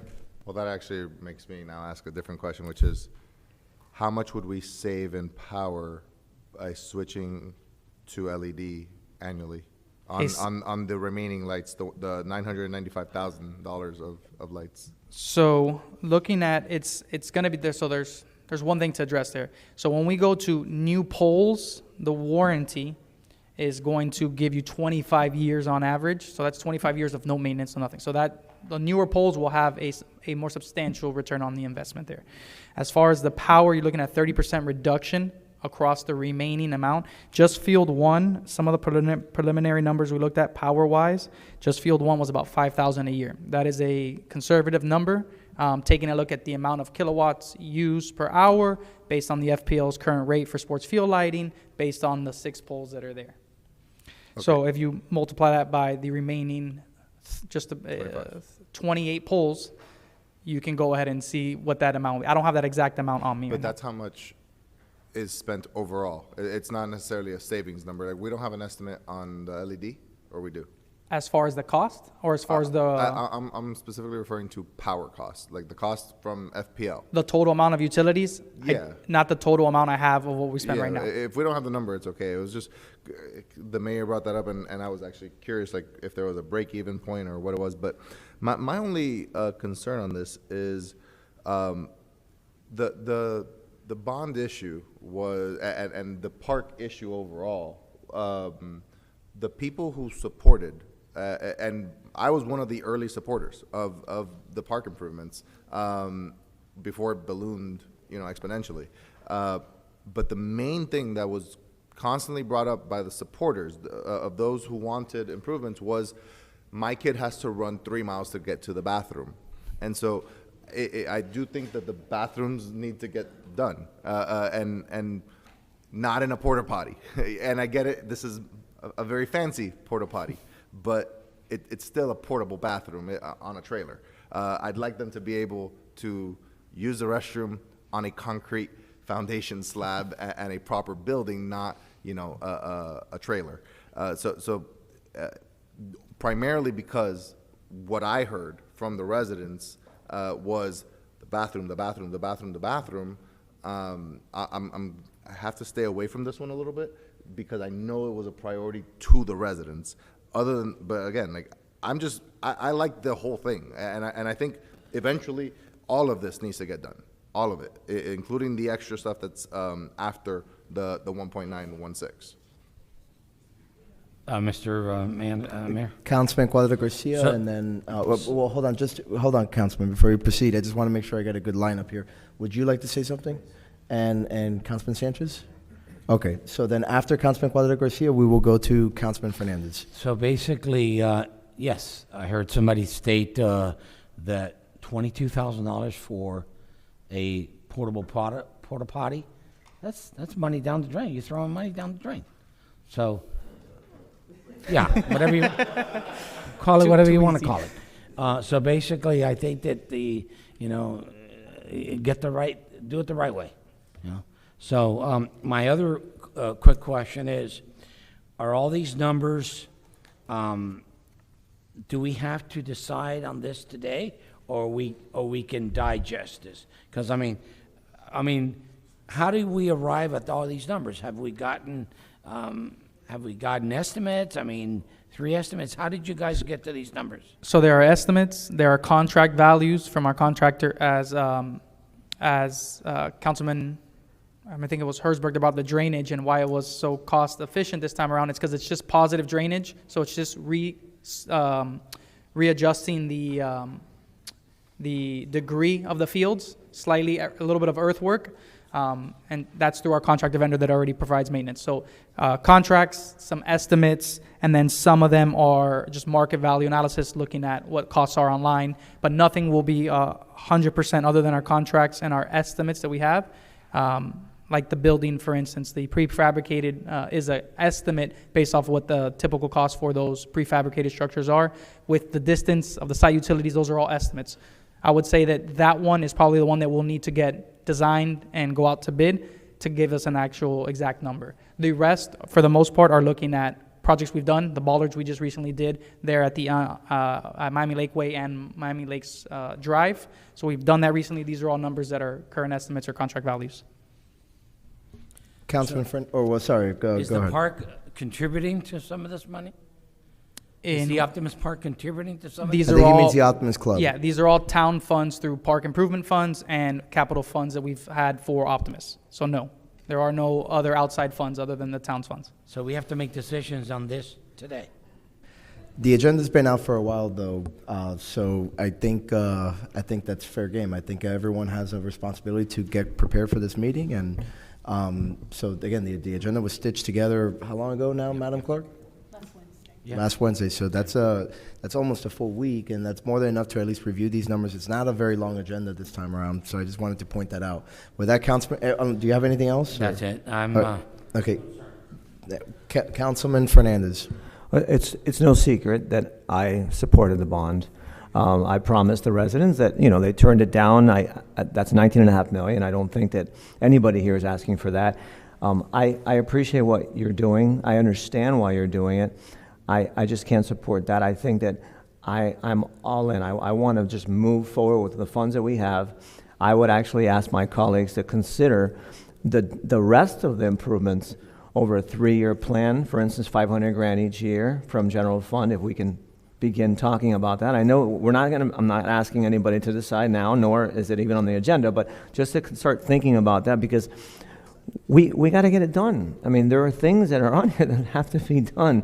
We've been pushing it, kicking the can down the road, as has been said. So I just ask that we vote yes for what's being proposed from staff. Thank you. Well, before I go to Councilman Sanchez, I just want to point out, though, that right now we're voting on the amendment, which is swapping out the bathroom for the field lighting, correct? Yeah. So that's that's going to be the first vote we take before we go back to the main item. Councilman Sanchez. So I'm a big supporter, and I said this before, of a phased approach. I've taken it, I'm taking that approach on the project I want to do at Bob Graham Educational Center with, it's going to be over 2 years, doing it little by little. Now, the bathroom is something that, I know we're all adults and we can hold ourselves for an extended period of time. I was not only a player at Optimist, I was also a coach at Optimist, all the way from T-ball to 14U. And, it gets to a point in time in the middle of the game where they have to run literally across the field because the porta potty that was right behind field 4 was either locked or the lights were off, and there was no way of getting the lights on. So they would have to run across the field over to the clubhouse to use the restroom. The lights, yes, I do agree that they do need to be replaced. Not repaired, but replaced to LED, with the 30% savings on the electrical bill, over, I don't know what term it would be that cost savings would pay for itself. But I do support the fact that it needs to be a restroom, just because I've seen those kids, and sometimes they don't make it to the restroom, and it's I know some of us here have younger children, some of us have older children, for everything from infant in diapers to military service members at this point. But we have to remember that not every child has the same phase in life. When it comes to the item about the drainage improvement, I don't see any numbers with regards to that on on what wants to be done now and what's remaining in the 1.508. I would like to see numbers on that. Obviously, it's not going to happen tonight unless you have them there. So what I do have in the report is what's listed under field regrading for 5 fields. So that is adjusting just the pitch of the fields to positively move water off the fields, And into but the it's not grass. retaining the water. It's just to assist in the actual drainage of the fields to get it playable quicker. But the ideal solution would be a subterranean drainage that is under the field itself to actually pull the water downward. Right, but in order to do that, we would have to basically Excavate everything more that, earthwork. So the concrete paths that we're trying to create, the bathrooms, the lights, all that would have to be removed and then reinstalled in order to do that type of project. No. No, because it'll be in the field of play. So it wouldn't be on any built surfaces. It would be in either clay or in sod. Okay. But yeah, but as somebody that up until 2 years ago was a coach at Optimist, do see the urgent need for the restrooms and the lights phased approach, because you can't tell a 4-year-old to wait 2 years for a restroom. That it's going to be, close but not close enough Through as the it is chair. right now. Councilman Garcia for rebuttal. Thank you so much. Gentlemen, I would love a bathroom. It's Yeah. definitely needed, but that is not the point. The point is, and I'm going to ask the town attorney to come up, is everything else that I've put here and they've put except for the bathroom is basic maintenance. It's maintenance. We're replacing existing infrastructure. We did it with the lights in the tennis court. We redid the tennis courts to pickleball, and the school board was okay with that. That's what we're asking now. Everything I've asked in the report, I made it clear to the manager and Dr. Lopez and the director, is what can we do to get our chances as close to 100% that the school board will be like, all right, this basic maintenance, go ahead. If we add a structure at this point, I want a bathroom. That's why I want to do it the next round, phase 2, right? Or bifurcate the bathroom from the lighting.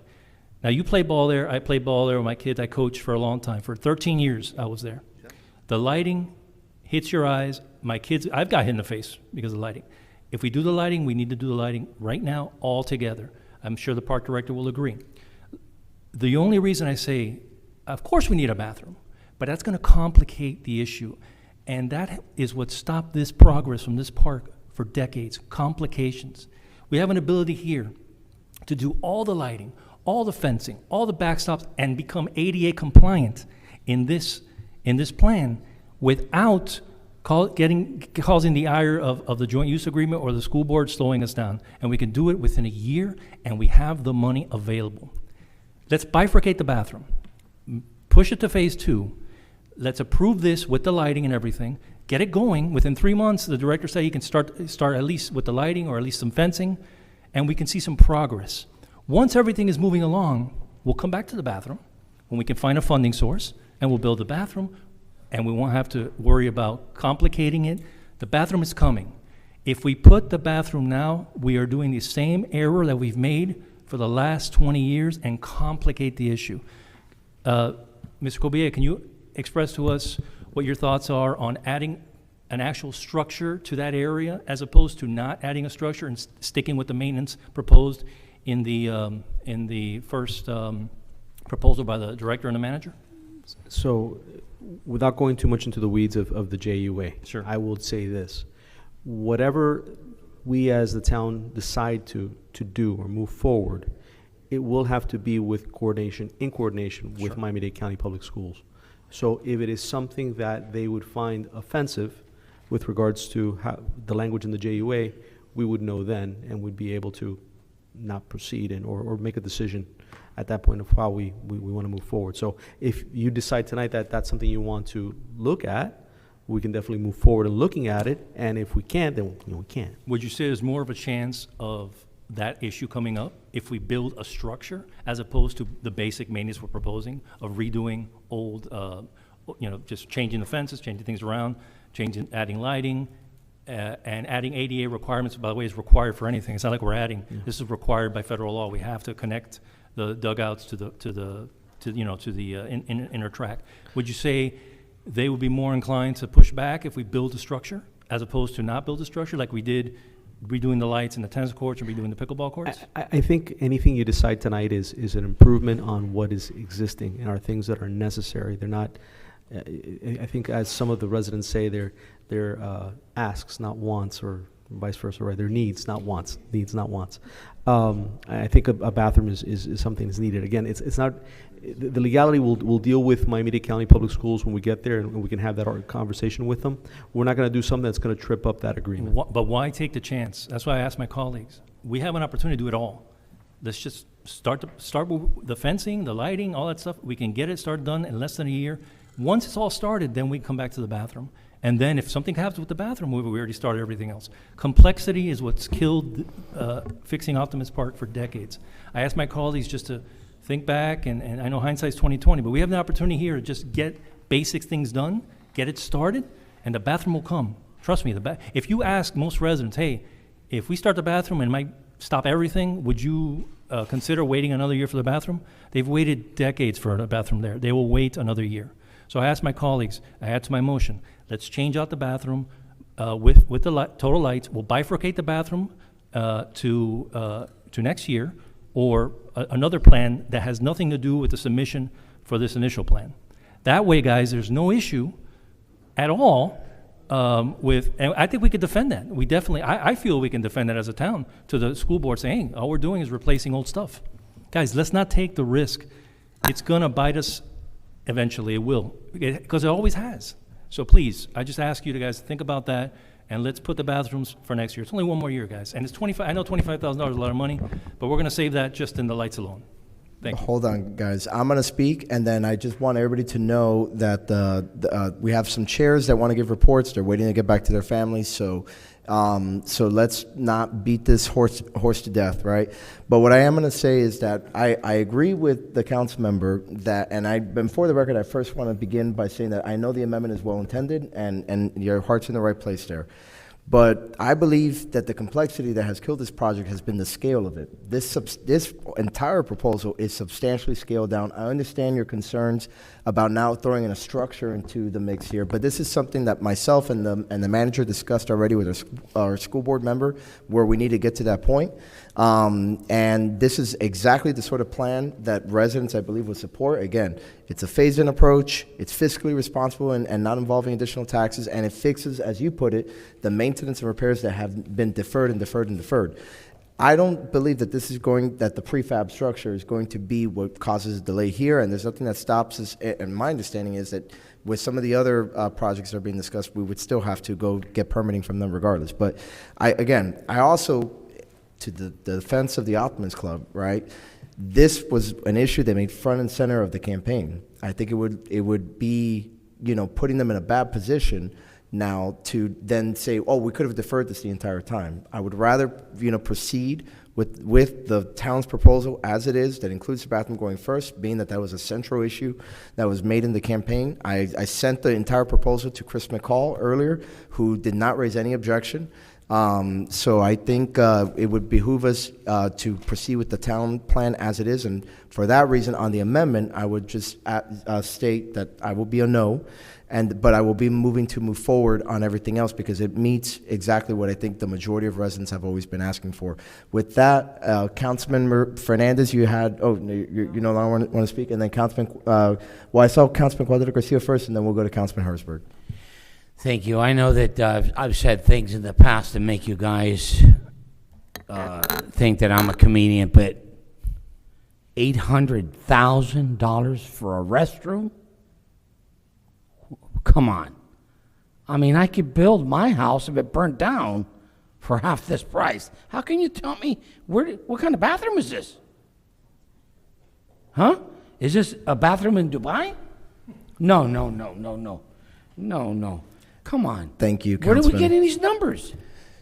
That's what I asked. Feel free to vote. $800,000 to build a bathroom? Feel free to vote no. Okay. Councilman Hertzberg. Okay.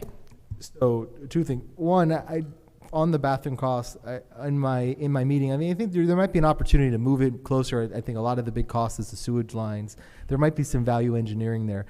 given the way sometimes we budget, I'm very optimistic that that $800,000 will be lower and there will be money for the drainage, which when the whole bond issue was discussed, the biggest issues I heard was the fields are not playable. You can't play. It's always flooded. So that's why I want to see drainage. And I agree with you on the lighting.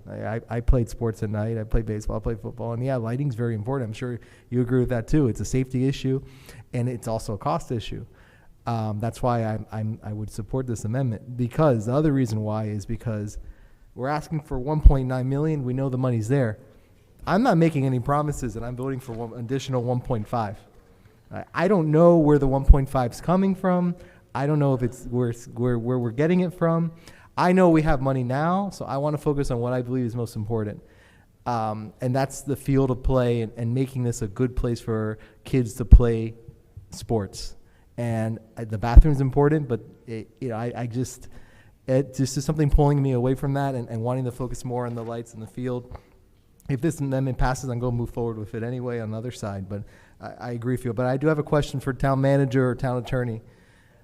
Is there a difference between, because building a building is a capital improvement, is there a difference in the JUA regarding a capital improvement or just replacing something or maintaining? Because that's my concern. Are we going to get somewhere where we got everything else doing, but then we're just waiting on the bathroom? Obviously, you guys can come back to us and we can change our minds, but that's my concern in the JUA. Right. So again, like I mentioned, whatever we do, we have to go through so if you decide to move forward on the project, you can bifurcate and say, listen, move forward on everything that's maintenance and take a look at the bathroom and see if you can move forward on the bathroom. I think that the school board is going to be is not really going to object too much to the building of a bathroom, but again, it's an $800,000 bathroom. It's not a small project, right? Right. So I don't want to really opine. Right, we don't know. Without, we don't know. So we'll see how this motion goes, but let's just keep our ears open about that issue. We'll see where it goes. Councilman Sanchez, and then the director, but then let's move it, guys. And then about the JOA at Optimist, does the bathroom, let's say that this goes through in the bathroom, does it need to be available for the students during the day when they're at PE? No. Right now, the way the school board is operating, they went ahead and they erected a new fence, and under their new guidelines, all their PE actually must be maintained on property. Now, they would be utilizing it for extracurriculars. So if they have any sports events or anything like that, that's the only time they really exit the school lands. But as of right now, there is no direct school use of an external bathroom outside of their bounds within the fencing. Okay, yeah, because my worry is that middle school students can be very messy inside of a bathroom. And then, if they don't maintain it, we have to maintain it. Yeah, we experience that. It's typical for a lot of these parks that are sharing land with schools. So, but they don't have school use of that exterior restroom. Perfect. Thank you. Did you make your comment? And then the one item that I wanted to discuss the vice mayor's question with regards to the power usage right now. So Optimus right now, last year we spent $113,000. So a safe number somewhere between 20 and 30% reduction of that total number would be your LED efficiency if converted. Okay, thank you. With that said, Madam Clerk, please call the roll on the amendment. Yes. Council, and again, the amendment is to forgo the bathroom, to bifurcate the bathroom until next year for phase number 2. And add the lighting to complete the lighting. And adding the lighting. Yeah. Correct. Council Member Cuadra Garcia. Are we voting on this? Forgoing the bathroom. Okay, hold on. To forgo the bathroom. Let me just say, if I say yes, is that? No bathroom. No? No bathroom. No bathroom, yes. Because I don't want to get rid. Council Member Fernandez. No. Council Member Garcia. Yes. Council Member Hertzberg. Yes. Council Member Sanchez. No. Vice Mayor Morera. No. Mayor Dieguez. No. The amendment fails. With that said, Vice Mayor, I believe you had a motion to allow us to go ahead and deal with the committee reports. Yeah, I move that we, just by unanimous consent, take up the item of the two committees and then return to this item. Okay, if no one has any objection to hearing the committee reports out of order, I will go ahead and begin with the Economic Development Committee, Mr. Casamayor, Chair Casamayor. Mr. Vice Mayor, please take over. Thank you, guys. I appreciate that. Moving that around. All right, cool. So first of all, just want to say thanks for making this little fill-in worksheet or whatever. It makes my life a lot easier versus having to just kind of make stuff up here. So now at least we have a sort of idea of what we can talk about. It helps organize things, so I appreciate that. So I'll just kind of go over how things have been so far. We've been doing pretty good. Attendance has been good, solid in our committee so far. We've had a couple new members, and it's been going pretty well. We had a recent member kind of step down, but I know we're in the process of looking for a fill-in. So if anybody out here is looking to join the EDC, we are available. So I'll kind of run through what we've got going on. I'm just going to go through this little worksheet that you guys put together for us just because it makes life easy. So I'll start with the budget. So 25-26, we went over the approved budget from before. I know we're going to have more of a budget discussion end of this week, right? There's like an actual committee budget discussion, I think, right, on Friday? Next week? Next week. There we go. Is it next week? There's a special call meeting. I know I got to turn something in by Friday, I think is what it is. I think, yeah, okay, whenever it is. We have a special call meeting. Cool. All right, no worries. Budgeting. On committee budgeting, yeah. Either way, I won't harp on the budget. That's basically what it is to say. So I'll just kind of go on into the events that we have going on, and we'll talk about the budget next week. So basically, the EDC, we kind of split ourselves between June 4th? Gotcha, perfect, thank you. So the EDC, we split ourselves really between two main events, I guess. We've got our one big event at the end of the year, the Business Boot Camp, which is the one that's held here in the town hall, and I believe that's the one that actually you guys approved and is more of a considered an official event. We also work with the local chamber and the local BNIs to host networking events. Usually in the previous years, we were a little bit more sporadic with it, and we were kind of giving money on a whim because we give $500 basically to the restaurant that is either catering or the place of business that is providing food to the people visiting. And before, we were kind of doing it a little bit sporadic with the chamber as it was happening, but this year, we decided to be a little bit more organized with it, and we're doing it once per quarter. So it kind of limits us to just around $2,000 in the year for those networking socials, and it's been working out pretty well. We're just kind of aligning with the chamber on certain events and where it makes sense. Like, for example, we've got one tomorrow, May 20th in Trails Cottage. So if anybody is available for that, it would be awesome. It's going to be our first one not in a restaurant, and Kimberly's going all out to provide vendors, local food. I know you guys know how she loves to really go all out for the town, so we're looking forward for that. Another thing that we're starting to take a little bit more initiative in this year is the Best of Miami Lakes. The past couple of years, I actually didn't know that the EDC was the one that started that, and then it kind of transitioned over to the town, and it kind of faded away. It still exists, but it's not really getting as much push and notoriety. So that's why this year, and last year we started, but this year we're going to dive into it a lot more, is pushing Best of Miami Lakes, using our marketing dollars to really push that in the newspaper, push it online, and really get it going. Because I think, and the committee thinks, that that's a really great opportunity for Miami Lakes to kind of push its own businesses, kind of market itself in its own way, and it's just a fun, engaging competition, I guess, that gets the community involved. So we really want to focus on that and make it more of a mainstay in the town. The Business Boot Camp, we're in the planning stage for that right now, and Romy and the Vice Chair, Carlos, are doing a fantastic job really putting that together and spearheading that. We're focused on making it just like last year in terms of focused on what businesses can do now, small businesses. So in this case, it's going to be a lot of talks about AI and that kind of direction and how you guys can help and promote your business that way.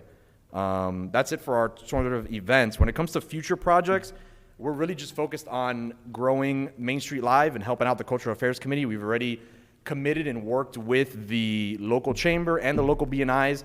We've sort of done a front sponsorship, I guess, where we front $500 and then they'll front another $500. And then we kind of work together to put $1,000 into each of those Main Street Live events, push them on social media, push them online. And I think it's worked. We've gotten a lot more traction on Main Street Live this year than we did last. So it's cool to see it growing, and it's great working with Felicia and the Cultural Affairs Committee with that. But other than that, that's really it. We don't really have any things that, shaking things up too crazy right now, just kind of maintaining the status quo and organizing what we have. But that's about it from me. Thank you, Mr. Chair. Any comments to the chair, questions? Councilman Fernandez. Thank you for your service, Matthew. We appreciate it. How's your dad? Good. He's doing Good. better day Good. by day. Good. Day by day. He'll Glad be to back. hear. Tell him that we all send him our Will do, man. regards. I appreciate it. Thank you. Thank you, guys. He's definitely in all our prayers. Councilman Herzberg, you had a comment or question? Yeah, well, first of all, obviously, we miss him, and we look forward to having him back Thank to you. all the events. I appreciate your comments on the sheet. I'm glad that someone found it useful. No, yeah, it was nice. No, but you're good. But I do two things. One, Yeah. From you, because this is actually a board that usually gets a lot of interest. When you have an opening, how do you think is the best way to get that out? Because that's something I think we got to work on as a town, to get those openings back out there and out in the public, because make sure people know how to do it. But what do you think is the best way to do Yeah, that? I mean, honestly, the best way I think is what you did just last week, where you went to the chamber luncheon, because that's really the center, the mainstay of the business community here in the town. I think that's a great opportunity. The local B&Is, I think, is also a good opportunity to kind of go in there. You know, they have the visits. I know that the B&I Miami Lakes, the original one is it's like 7 in the morning, and they do it there in the. 7 in the morning. They do it there in. I thought I heard a whisper in Main Street, there in the Miami Lakes Hotel, and then the other one is once a month, B&I Lakes Connect, and I'm actually a member of that one. And there's Zoom, and they meet once a month that first Thursday of every month in Chella's at noon. So that's another one, and that's a good opportunity, and I can help promote it there as well in the B&I. So I'll work on that as well. Any other comments or questions? Thank you very much, Mr. Chair. Thank you, guys. Appreciate it. And we are moving on to Elderly Affairs. Come on up. Good evening, gentlemen. I'm here with the Elderly Affair. Hopefully, I'm asking for like $6,000 more this year to our budget, because the economy is what it is. Everything is more expensive, and we're having more people come. We used to have like 100 people come to our bingos. Now we're getting 135 to 145 as the baby boomers are here. This year, what else? We're going to have our movie night. We still go to the movies in the afternoon, I'm sorry. We go to plays. We have other senior events like our Halloween party and our Thanksgiving and our Christmas. What else? Programs. And this strengthens our community and reduces isolation for some of our seniors. In addition, we're bringing back the Senior Olympics. I don't know if anybody remembers that. We're going to try to do it for late October or early November. So the weather's great. And really, that's it. We just have a lot of people. We have a lot of fun. Most of you come. Some of you don't come, but most of you do come and participate with us. Is there any? What? Oh, the lunches went up. They're pricier because it is what it is. And we have more people coming. Thank you, Madam Chair. Before I turn it over to some of my colleagues, I will say, obviously, we'll take up the question of the increased budget, the $6K more, later on once you submit the formal budget, and we'll take that into consideration. I did just want to ask, as a clarification point, in the report form that you submitted, there are, what I want to say is just a repeated entry. It's the Senior Olympics as a new initiative or event requiring council approval, and then a new budget line item request, also Senior Olympics. That's the same event. You're asking for $2,500 total for that event. Right, because we're also going to hopefully get sponsor money. Okay, I just wanted to understand that we're not asking for 5,000, that we're asking for No. for 2,500. Okay, thank you. And then you're back in charge. But any other comments, Councilman Cuadra Garcia? Councilman Cuadra Garcia, you're recognized to proceed. Thank you, Mr. Is it 2,500 or is it 6,000? Well, I did 2 papers. I don't know why. Maybe because I'm confused about it. The one that I did yesterday, when I added it up, it came to 36. I don't know why, but I only wanted another 2,500. Maybe, whatever. You know that I'm all for it. Anything to do with the seniors, I'm all in. I mean, they're their biggest tax floor. They worked in this community. They pay taxes in this Absolutely. community. And they really deserve it. Most likely it will be a 100% yes, but can we get any type of sponsors? We do. We do sponsors all the time. Either they come in, I'm sorry. No, you're good. Either they come in or they pay for the food, but we do get a lot of sponsor money because I know the other communities might get mad, but we are the biggest and the most, we do the most. We're constantly doing at least 4 times a month we do stuff, and we spend money. Okay. Well, and I know you do it responsibly. Yep, we really do. Okay. If I may, Mayor? Councilman Herzberg. On that, I would ask something I'm interested in when you present your budget is obviously we know what the town funds, but I would really like to see how much sponsorship funds so we really understand Okay. your total I'll budget. get that from Noah or Right. Isles. So I think Okay. that would make us see, wow, this total budget is actually pretty big, and we can understand where the request comes from. Remember that we have a lunch Right. once a month. Right. And the food alone runs like 1,500. So, Right. That's what I'm saying. I would like to see how much you're getting in sponsorships also. I'll ask from Noah. Is that something that we've discussed? The last budget season is trying to encourage more sponsorships, but if you show that you already are having Perfect. a lot of, I know you are, but Okay. seeing the raw No, figures we'll would be I'll- nice. I'll ask for That's it. all, yeah. Good. All right, Councilman Sanchez. Well, the EDC does, the Elderly Affairs Committee does so much, and it's really that glimmer, that happiness that I see in the seniors every time we go to the bingos and to all the parties and and the socials. The only thing that I would ask is on the first page of the report to council, if you could update who the appointments are by. Who the what? The appointment. So on the first page of the report to council, it has all of your members, their position, and who appointed them. But you have the appointments of elected officials that are no longer elected officials that they've Well, turned but that's out. who appointed them. Right, but they get transferred over to whoever fills the seat now. So, for example, in your attendance report, Uh-huh. it shows the proper individual who they're appointed to. Okay. Yeah. So I would- whoever took their seat would be the one. Exactly. So, for example, whoever was appointed to Manny Sid now is my appointee. Oh, okay. Because he transferred with his own. So, Yeah. Okay, Yeah, okay. so and then I would technically assume his I'll appointees. correct that. But since he's already here, I Okay. assumed Manny Sid's appointments. So Oh. I would ask that, but I'm in full support and anything, and especially now with the senior center, that now that's going to be the next I hope project so. that's going to I hope spearhead, so. especially over the summer months. I know We're this very is not aware. the thing, but if we can't get a center, we will be happy with Mary Collins. Right, right. And there's a discussion that you and I had last summer where, residents, Exactly. reached out because there That's were better than nothing. nothing to do Right. in the town for the seniors, but summer camps also have to play Okay. a role in the community.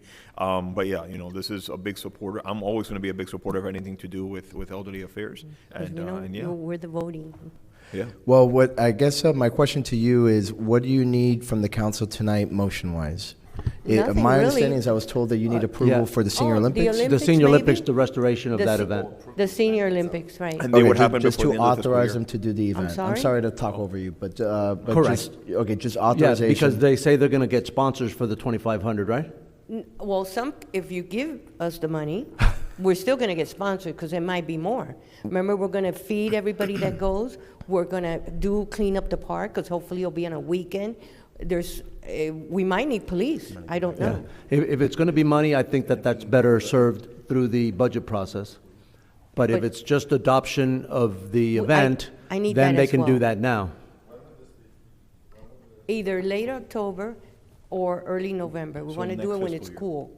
We can't really do it in the Christmas because it's too much, and before Thanksgiving.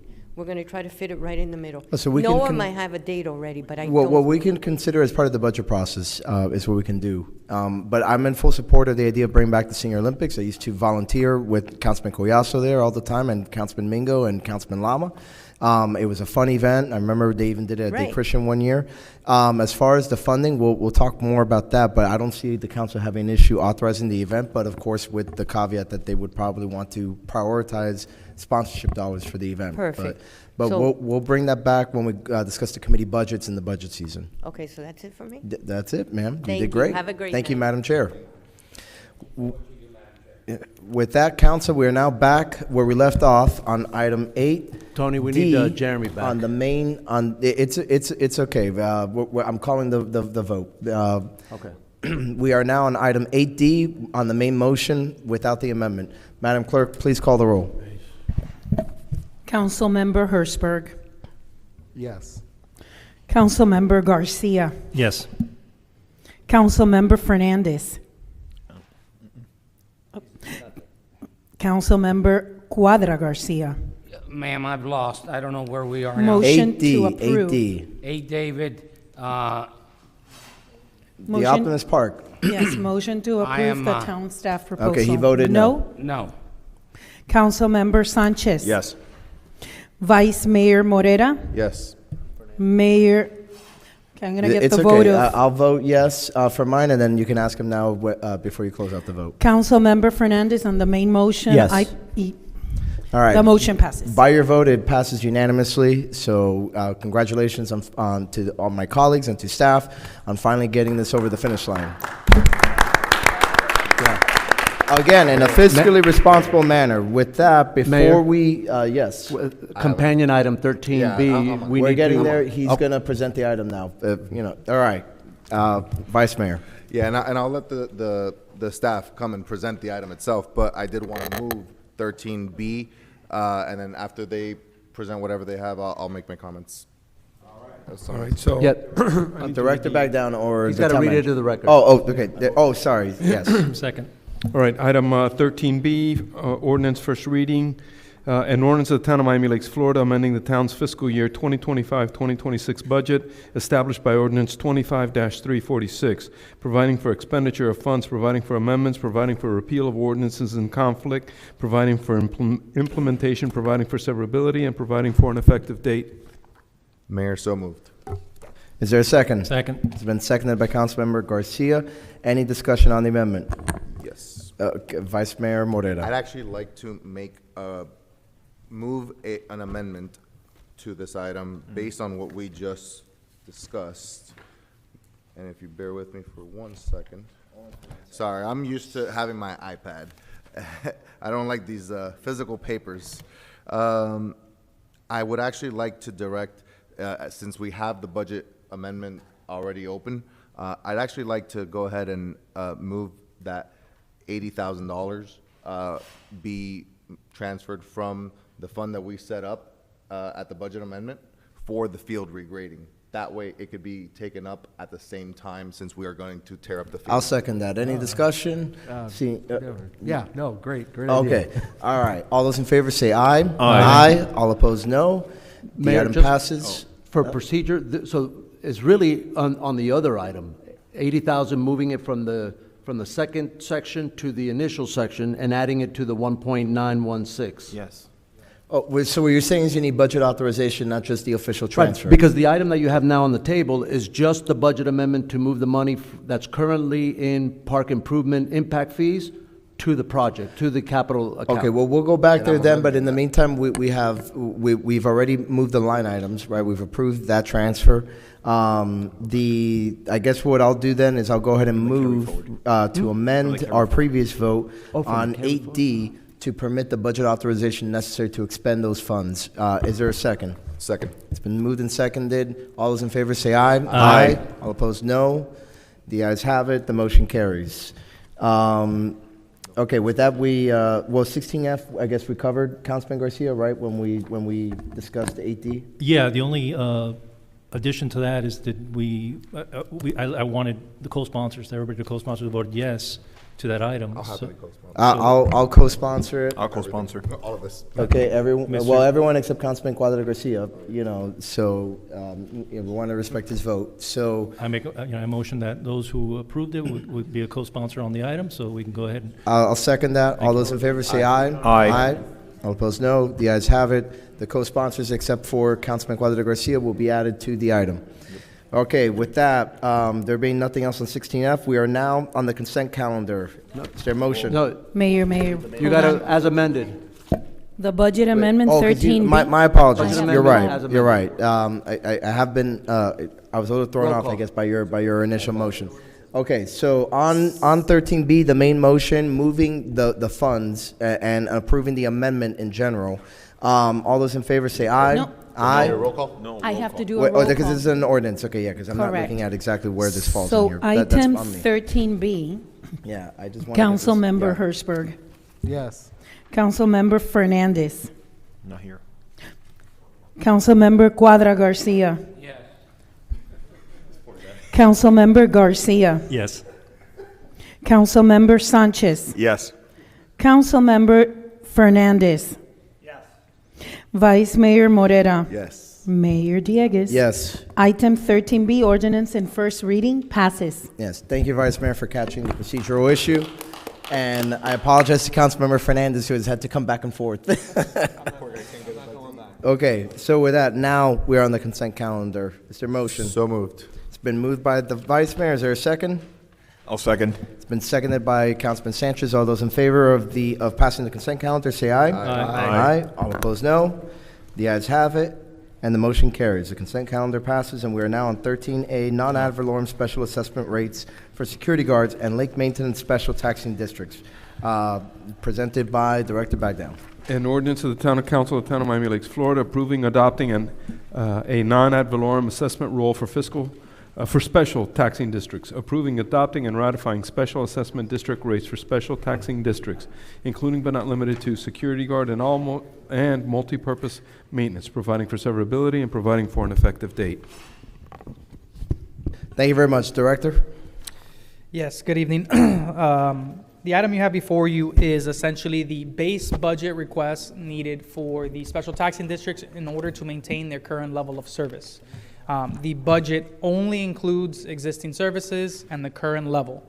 For your consideration and under direction from the last workshop, staff has also put together the items for consideration for additional service level within the Exhibit C. Just note that none of those items are currently in the budget and that any adjustments to some of those improvements would require also then a recalculation for the administrative fees. Other than that, any questions from the council? I'm going to turn it over to my colleagues. Who has questions on this item first? The Councilman Herzberg. Thank you, Mayor. So we discussed at the workshop, but I think it's important to state it now. The reasoning, my understanding is the reasoning we have some increases is because of the reserve requirement. The reserve last year gave a decrease, and now it's back to what it really should. Can you just, or maybe the budget director can explain that briefly? Good evening, Mayor, Council.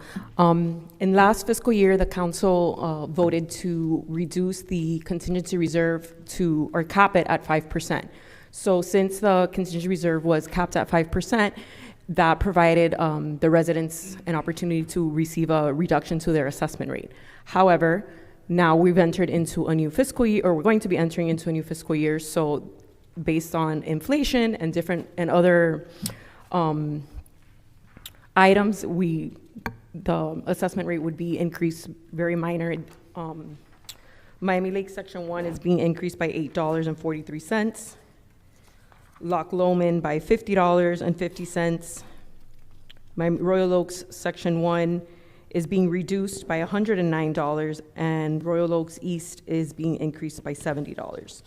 As far as the lake maintenance, the Lake Patricia is being reduced by $17.44, and Lake Hilda is being increased by $62. So, for example, Royal Oaks East is being reduced by 109. Next year, that number is now going to go back up because they're taking care of the Next year, there is a possibility that specific may increase slightly, not by $109, Right. but it may increase maybe $20. Depends on what is voted on for their budget specifically. And I know we have a list of like proposed improvements. None of that's in this budget. No. right? Okay, got it. And what about the Loch Lomond proposed improvements? What's going on with that? 'Cause we discussed it a little bit in the workshop. It's sort of like in the middle. I don't know. So at this point, it is currently as an additional consideration. As far as the status, I mean, the HOA has already showed their support for something of that nature. The one thing that we have discussed going back and forth over is, and there's been previous council action on this, is on the capital improvement portion of it. At this time, there is no language within the ordinance that outlines capital items. This is the existing guard gate and guard house for Loch Lomond, so it would not be in terms adding any services to the existing ordinance that governs the Loch Lomond special taxing district. So in that case, by that reading, it would be something that you guys can approve to move forward with. But at this point, all that is funded here is the design with an anticipated cost. So design cost is the cost for design is in Is as a separate item. It is Okay. not Oh, part of perfect, the base perfect. budget It's not as part a. of the ordinance, Yeah, really. correct. That's all I wanted to make sure. Yes. Thank you. Thank you, Mayor. Anyone else? I have a question. Councilman Cuadra Garcia. Thank you. This is amazing. So basically, we have two of them that are on brackets, the 109, 10, and 17, 44. Those are going to Decreases. decrease, and the one right next to it, which is the one that affects me, is going to increase. Lovely. So I'm going to be a no. Thank you. Anyone else? Councilman Sanchez. To address the public comment by Boris that he emailed over to us with regards to the operating costs, how is the operating cost figured for Section 1? The same way the rest are, and it's based on the total units within that special taxing district. So originally, we had it cut across all 6 districts. It was then by council action that we adjusted to account for the amount of time. If one district has 600 versus 900, there are 300 additional mailers going to one district that is going to take up a little more staff time. So the decision was made to base the rates, the administrative rates, off the total units of the entire special taxing district So budget. it has nothing to do with how many guards there are, if they have rovers, nothing like that. It has to do with more of the administrative function to run that the special taxing district needs, Correct. like mailers and everything else that falls to 841 homes. Correct. Versus 100 and change in other areas. Right. Yeah, it takes a lot more time to. It's a level of service for the amount of units. That's, Right. I think, the easiest way to put it. With the services offered by SFM Nothing. or the gates or anything like that, right? Okay, just wanted to address it to make sure that was brought forward. Thank you. Anyone else? Councilman Garcia. Just a quick question, just to address what Councilman Cuadra Garcia said, and I know the reasons why it went up in Royal Oaks East, but is there any savings we can glean to, instead of, the $70 hit, we can make it more in par with what others are, the only ones that increased by $20, $30, they didn't increase that much. Is there any savings you can glean in the budget that could get us down some, at least give them some tax savings, some savings, maybe $10, $20? Is there anything you see? In order to do so, it will drop the level of service compared to the remaining districts. So, and if in order to make up that $20, $30, you're looking at a change in level of service that would no longer be aligned with the remaining districts. Okay, so changing like the level of the guard, or changing the level of maintenance? The level of maintenance, the amount budgeted for guardhouse repairs, all that would be a drop in level of service. We removed flowers, we removed all that stuff, right? Royal Oaks East has no flowers. No flowers, Yeah. no nothing, okay. And if I'm not mistaken, I don't want to put Melissa on the spot, but if I'm not mistaken, I think Royal Oaks East carried one of the higher contingency rates, and I believe had one of the reductions last time which is probably what's causing this imbalance. Okay, thank you. Mr. Mayor? Hold on, before, I want to see if, does anybody else want to go? All right, this will be the last round of discussion. Councilman Cuadra Garcia. Jeremy, reduction of service. How much lower can we go? We got bubble gum everywhere on the floor of those guard gates. I got videos and pictures. I mean, how much lower can we go? So, I mean, the guard gates would be dirtier and more less maintained than what they are now. Yes, you would reduce the amount of funds for the guard gate repairs, for the repairs to the guardhouse itself, and so forth. Disappointed. One question. Okay, so Councilman Herzberg again. We're in the second round. Does the reading, does this budget take into account the increase, the voluntary increase to SFM? No, It doesn't. that is Okay. the only thing being accounted for is the same base level of service that we have maintained. Anything that changes from what we've approved last year is reflected in the Exhibit C, which is additional service for consideration. Okay. There is nothing additional added. There's no So increase of SFM's This rates. ordinance doesn't increase anything, it's just base level pursuant to last year's budget. Correct. Okay, great. So, I mean, I think we are at minimum level. I have some ideas, that I'll bring up in the next workshop to revamp these completely, but I need to get community input. But for now, I mean, this is base level, so let's move it forward. Yeah, and I just want to remind everybody, this is first reading.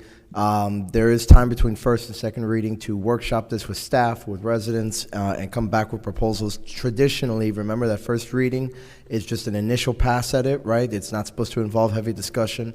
Because the expectation is that there will be an opportunity within that gap to go ahead and iron this out. I mean, I also have some questions based on Mr. Foster's email that I will be asking to staff, and I'm also looking forward to Councilman Herzberg's I guess amendments, if you will. Overhaul, then, if you want to call it that. I have some idea. I spoke with the manager briefly. We'll talk about the next workshop. I have a complete overhaul, which I think the residents would like, but we got to discuss that, and it won't happen this year. That's fair. Yeah. Well, regardless, though, I know you're going to work at it, and it'll give me a chance to ask Mr. Foster's questions in more details and to have follow-up with him. So, but for now, I'm going to vote to advance this just so we can keep this moving. So with that, Madam Clerk, please call the roll. I needed someone to make the motion and to second. I thought okay, I I don't think I have a apologize. motion. So with that, I will move it. Is there a second? Second. Second. All those in, or rather, Yes. Madam Clerk, roll call. Councilmember Sanchez. Yes. Councilmember Fernandez. Yes. Councilmember Garcia. No. Councilmember Cuadra Garcia. A big no. Councilmember Hertzberg. Yes. Vice Mayor Morera. Yes. Mayor Diegues. Yes. Ordinance in first reading, item 13A passes. Thank you very much, Madam Clerk. Okay, the Vice Mayor wanted a moment of personal privilege while we have the Director of Parks with us. So, Mr. Bagnell, please approach the mic. The Vice Mayor had some non-germane items that he's going to ask you as a moment of personal privilege. Thank you, Mayor, and permit me to get back to that page. It was 8:21. Still not used to this whole paper thing. Alrighty. I wanted to quickly ask you, and I know I came up to you earlier to ask about this. We did have a resident who came up to public comments today inquiring about the possibility of converting one additional tennis court at MLOP into a pickleball court. Could you kind of just fill my colleagues in on what you told me, what the possibilities are, what options we have available? So evaluating the request for additional dedicated courts is something that we have fielded in the past with other members of the pickleball community, and looking at other communities in a way to look at how we can still meet some of that demand without foregoing our tennis players that we do have still frequenting the park. One option that I discussed with the Vice Mayor and that we can take a look at, and I can come back with a plan for you, is a schedule in which we can overlay, not redo the courts, but overlay with temporary lines, and establish a schedule in which, for instance, Tuesday or Thursdays or Monday, Wednesdays, after a certain time in the evening when it's predominantly pickleball players, activate two courts with temporary temporary nets, and have them full, like the individual said, it's the right size net, it's the right size court, and for those 2 or 3 days at a certain time, we can go ahead and dedicate it just to pickleball, but still be able to remove it for the next morning's tennis players, the weekend's tennis players, and still give that use of the court without having to make such a drastic shift in the volume of pickleball courts versus tennis courts. Thank you, Director. So on that note, I'd like to actually move to direct the Director to come back to us with a plan for that. I'll second. It's been moved and seconded. Any discussion? Seeing none, those in favor say aye. Aye. Those against say nay. Motion passes unanimously. And then the last item was, I just wanted to request an update on the Miami Lake sign that was generously donated by the Miami Realtors. I know that was going to go off of one of the Palmetto exits. Just what's the status on that? I know we had to work with FDOT and a few others. Right now, we are working with the Senator's office, Senator Maria Rodriguez, and the manufacturer for the signs in order to obtain the proper set of plans to submit to FDOT.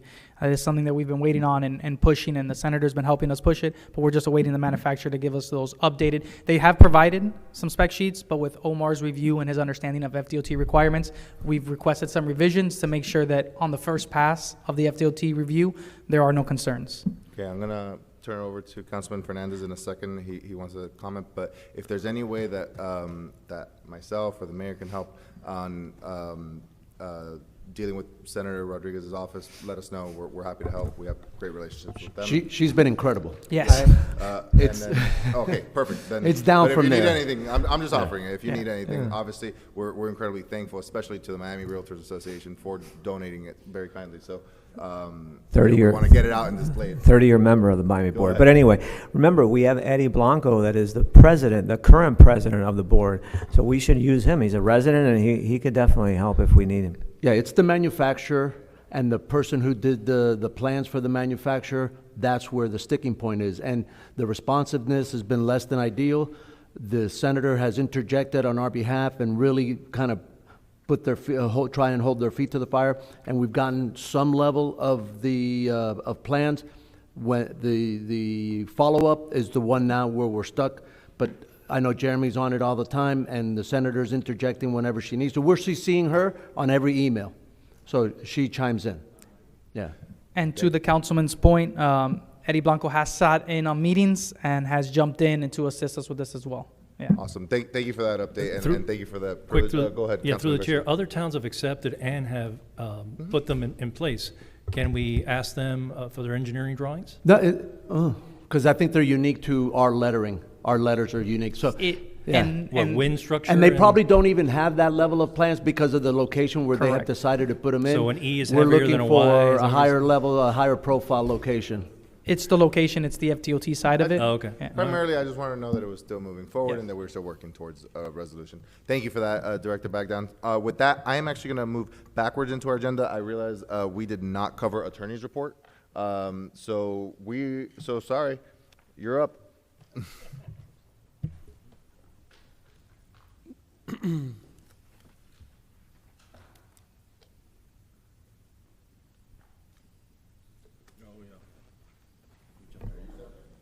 Yeah, it didn't turn on, didn't want to turn on. Okay, so for our report, you asked us just to come back to you on the effects of Senate Bill 1134. This is the bill that was signed by the governor this year and became Florida Statute 16604-971. And what it did was to, I would say, almost criminalize any activity that a municipality does that is not considered that is considered DEI. DEI is, in essence, anything where to influence the composition of employees or promote a preferential treatment and special benefits to a person based on certain characteristics, based on their gender identity, sexual orientation, etc. Though the law is pretty broad in saying anything that does this is bad, it also creates numerous exceptions. So those numerous exceptions are those holidays, those activities, those events that are sponsored or are supported by either the federal government or the state government, or our holidays. And then you have a series of gray areas, which is if they have significant cultural value. So as far as taking a look at the activities that the town currently has, I don't see any that we currently have that would be considered in violation of the statute. Every single one, from Women of Distinction, we have Women Distinction Month, which is sponsored by the state. We have different Hispanic Cultural Month, that's also sponsored by the state. 4th of July events sponsored by the state. So there's nothing really that I can see right now that is a current activity, something that is sponsored by the town that would fall afoul of the statute. That being said, from time to time, there may be activities that some of our committees, some of our residents may ask the town to sponsor or to promote, and in those we have to be careful and make sure that they don't fall afoul of this particular statute. Why? Because one thing that the statute does is it kind of empowers the resident that if one of you fall afoul of it, that then you can be held liable, not only as a body, but on a personal basis. The statute's brand new, hasn't been challenged. I suspect it probably will be challenged at some point on, First Amendment grounds to start off with, but that hasn't happened yet. But until that, as your attorneys, we have to tell you, let's be careful to stay clear of any activities that could run afoul so that we don't incur any unneeded liability for the town or for yourselves. Thank you. So that's it. Anyone have questions of the attorney? Councilman Hertzberg? Thank you, and thank you for the work. You all know how disappointed I am at this law. When I was speaking with other elected officials, even some people, Mayor Cava's office, I believe the county mayor's office, the county attorney's office is reviewing this, and they have a boatload of events. So I'm very interested, and I asked them to make sure to share that report once it comes in. But this doesn't only, it's not just events, it's also proclamations. Yes. Day of Miami Lakes, this is your day today or month. So we have to be careful with anything that the town promotes, even just social media posts. Yes, I mean, saying it's a particular person's day and saying it's realty month or things of that nature, it's not necessarily fall within DEI. That doesn't, but there now could if be- you're talking about a particular cause, and I don't want to name one in particular, but we can all think about which some of those causes may be. There's a few could causes run that the afoul. law obviously exempts. It doesn't exempt, but understood that. But personally, I guess it's important to understand there's a personal, as an elected official, and then there's a town side. Correct. right? There's both. The only thing I would ask is to make sure that it's not just on us, that the town staff understands, because my position is a social media post done by the town that promotes something that's not allowed would be a violation of this law. It could, yeah. I haven't seen anything that we've really been promoting as of late that would really run afoul. But to your point, something where I think it's gray is, what about a committee member that's pushing for something? And I don't know.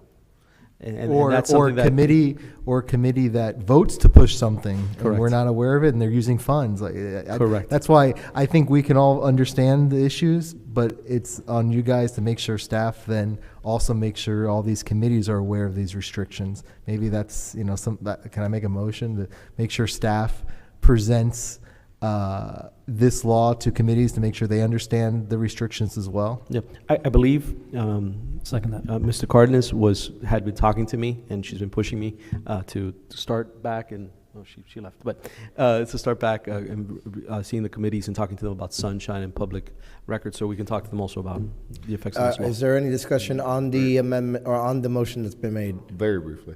I think that it makes a lot of sense. My only concern, we are talking about high-level legalese. I think we might inadvertently just confuse a lot of committee members. I would rather, as the deputy town attorney was saying, have them take a look at, through Mr. Cardenas' office, take a look at the events. If there's something that maybe is a red flag or even an orange flag, right? Of hey, let's take a quick look at this event and see if it passes muster. And then in that situation, they call it out. But I think trying to get the committee to police itself, they're all non-lawyers. They don't know what is and what isn't. Right. If I may, Mayor. Thank you. You may. I get that, but my concern is that they're just going to vote on something. Nobody had no idea. The committees are pretty independent.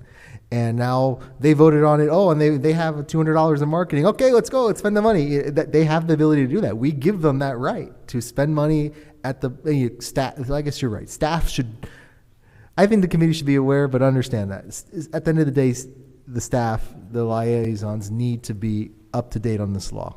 I guess I'll accept that friendly amendment. How about that? I mean, to what you stated, we don't have to get to the weeds of it, but we can go over the top that, look, there's laws that could restrict what type of activities you can do. So anytime you have an activity, before you pass it, please discuss it with us or the communications department. All those in favor say aye. Aye. Aye. All Aye. opposed, no. The ayes have it. The motion carries. If there being nothing further, There's nothing further? Good. Unless you have any questions of our office. all right. So Boring is good. Huh? Boring is good. Yes, I agree. I want boring. I agree. So with that, we are now on ordinances on second reading, which will be a public hearing. Mr. Attorney, please read the ordinance into the record. Item 14A, correct? 14A, yes. An ordinance of the Town of Miami Lakes, Florida, amending Chapter 18 Parks and Recreation, Section 18-94, public demonstration, gatherings, performances, speeches of the Town Code of Ordinances by adding Section 18-94C, First Amendment protected activities, providing for purpose, providing for codification, severability, and effective date. With that, I'm going to open the public hearing. Anyone wishing to speak may do so now. Seeing no members of the public in chambers, Madam Clerk, anyone online? I don't see anyone online with a hand raised. Okay, so if no one wants to speak on this item, I'm going to close the public hearing on 14A.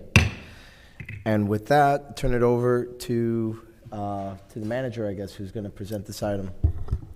Well, this is the item that you saw last month Yeah. that deals with an extra paragraph in our code that deals with First Amendment protected activities in the parks. All right, thank you. Is there a motion? I'll move it. It's been moved by Second. Councilman Herzberg, seconded by the Vice Mayor. Any discussion? Seeing none, Madam Clerk, please call the roll. Item 14A, ordinance in second reading. Councilmember Hertzberg. Yes. Councilmember Quadra Garcia. Yes. Councilmember Fernandez. Yes. Councilmember Sanchez. Yes. Councilmember Garcia. Yes.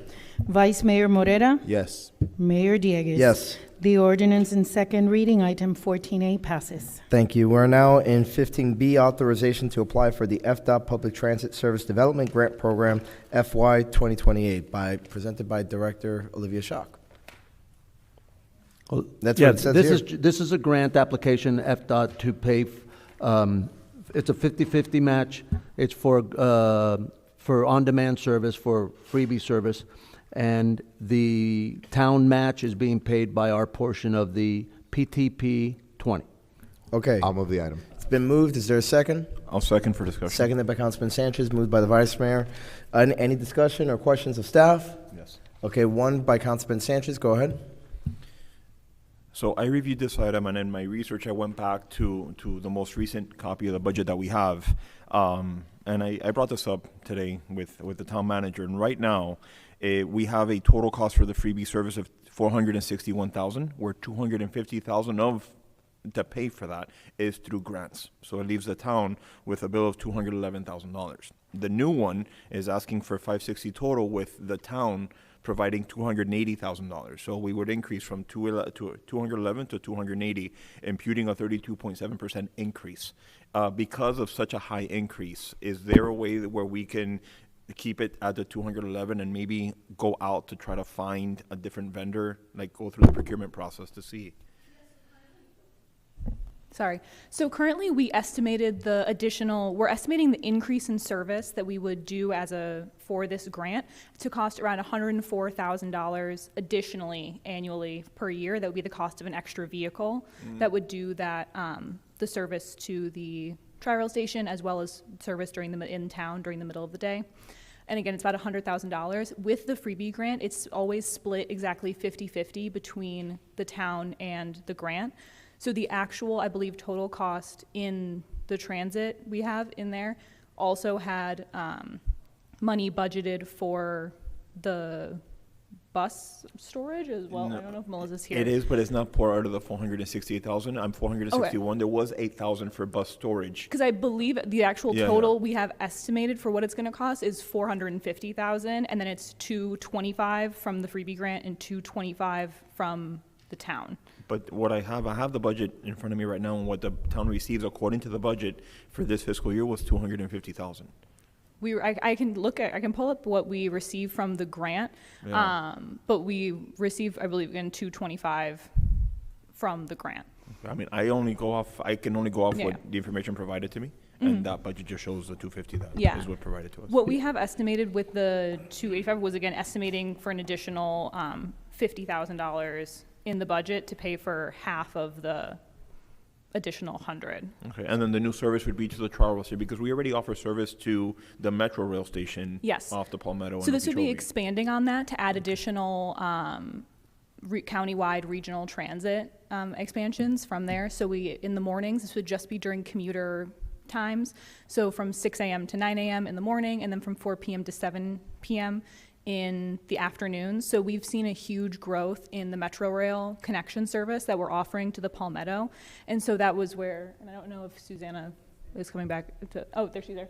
I don't know if she wants to talk at all about how that service operates or anything like that. But yeah, the idea behind it was, again, providing the additional connection to regional transit services. As we've had such an expansion and growth in that, I believe we included some metrics as an attachment to this. Okay. But yeah, and then the vehicle would run in-town service in the middle of the day between those when it's not doing the shuttle. Okay, so that's really where the increase is, because we're adding service to the travel station, not just keeping the same company with the same routes, just adding that service. No, to yeah, Troy it's Rail. adding additional hours of Yeah. service. And we are to go back to your previous question too about exploring other vendors and other options. Yeah. We are currently preparing to put out the RFP for the service. So this is, again, just based on an estimate for our current costs. However, we'll have to wait and see what the results of the RFP come back with to know the exact amounts of what the service will cost at that time. And then is it a specific vehicle that would be going to the trial rail station, or would it be like a Tesla, or would it be a van that can take? Currently, we have, we're prepared to do another Tesla if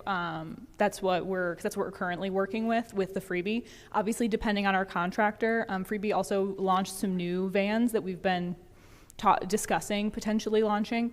But at this time, we'd continue with an additional Tesla that would, again, do that shuttle and then in-town service. If demand gets to the point where it's not feasible to use a Tesla, and we'd have to go up to a van that can take 8 passengers, to give an example, is there an additional cost to that, or would it be the same cost? That's something we have to talk with Freebie. I know they mentioned previously, last time we were just in communication with them, or again, whoever our vendor is, when we were in communication with them, they mentioned the cost was comparable to the Tesla. However, they were just rolling out these new vehicles in a couple of test sites. So they didn't have full pricing breakdown for us yet, because they do their pricing. It's hourly, but it's also based on kind of the terms of our contract, where they get a portion of advertising revenue and we do, so the number can change a little bit. But yeah, that's something we could absolutely explore. Perfect. Thank you. Through the chair. Councilman Garcia. Thank you, Mayor. I'll try to be quick. I have experience with this because my daughter, I pick her up at the train station, and I see in the numbers that the Metro Rail station numbers have more than triple, quadruple. Okay. Yes. So I talked to the manager today about just what Councilman Sanchez was saying.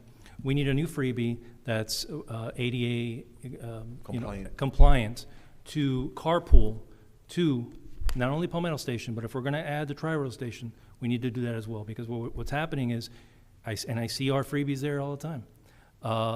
That is, maybe 2 people come out, 3 people come out, but it's taking the level of service inside the town. It's lowering that level of service dramatically. So I would agree with Councilman Sanchez and see if, I don't know if we need a motion for you to look into a van that's ADA compliant that we can carpool to these additional areas of service, and also because we can't have, I don't think we should take a Model Y off Miami Lake streets to send all the way over there. In traffic, it takes me 30 to 40 minutes to get there sometimes, or 20, 25, and 25 to come back. Yeah, so that's something we could absolutely explore, is looking at having an additional vehicle running during those hours. But a van that we can carpool that's ADA So compliant. I will say the thing with an ADA van is we do currently have one that's available in town when someone requests an ADA ride. But you need it for the town. Yes, I will say our number of ADA rides is pretty Sure, but we have to have low, it but by yes. law. We have to have it here. We can't leave the town. That's my does- understanding. I say we have one available for whenever one is requested. Okay, It well, if that's the can, case, then we use that for the Palmetto. We don't currently use it for the Palmetto because the Tesla Model Ys actually have a similar seating capacity to the van that we offer, because it's like a hybrid van. It's not a fully electric van like we used to offer that was a larger seater. You mean a 5-seater? The Tesla Ys, I believe, are, because they have 3 Well, Model rows. X has 7 seats. Yeah, these are. There's no more Model X's? Because I've seen Model X's. You got rid of the Model X's? Yes, we have Model X's. Yes. Yes, we do. Trust me, I know Teslas. But they're the Yes. 7-seaters. Model Yep. X is a 7-seater. Model Yes, Y is a sorry. 5-seater. Okay. They're X then, sorry. I was Yes. like, I don't know the X. With the one. gold wings, yes, Yes. 100%. They're 7-seaters. Yeah, So that was the ADA van. It's a Toyota hybrid? Sienna. I was going to say, so it has a same.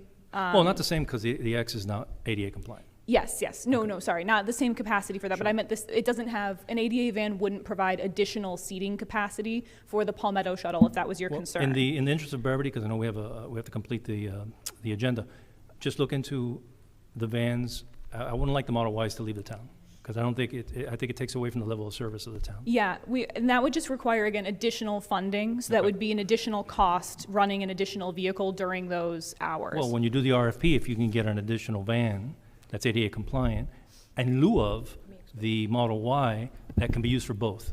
So just so If you we need realize, it. part of the RFP is asking for an improved algorithm that allows a lot more sharing of rides, both within town and going With to Hialeah? so this is part of what we're requesting as Hialeah? part of the RFP.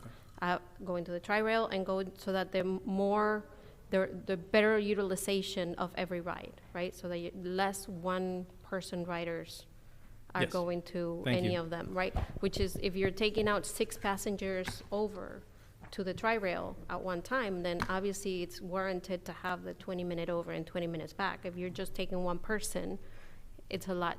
You get It what- is, it So is. that's why we're sort of optimizing the amount of riders that go together with a Perfect. better algorithm. Thank And that's you. part of the RFP, yes. Excellent, thank you, guys. All right, I'm going to go to the Vice Mayor, then to Councilman Cuadra Garcia.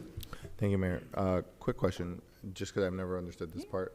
For the in-town travel, if I'm in town and at Main Street, can I take the freebie to Home Depot just outside our boundary? No. No? Not, So it is not strict as, it's to our strictly boundaries? in the boundary, with the exception of the Palmetto station. Okay, got it. And then if we did this, the tri-rail? Yes. Okay, got it. And then the other question was, as far as the changes that have been discussed up here, do you have a deadline for submission of this application? Yeah, it's at the end of May, so in a couple of weeks was when we have to So then, submit. okay, so how do we do this then? Because you need an approval from us, but then we're not sure if we would be approving the current, what was it? $280,000 number or potentially a higher one, because you would need to go back and do the research, I guess, right? On how much we actually need in order to get the extra vehicle? No, I have the extra, I believe the number that we have in Is good the thing is correct.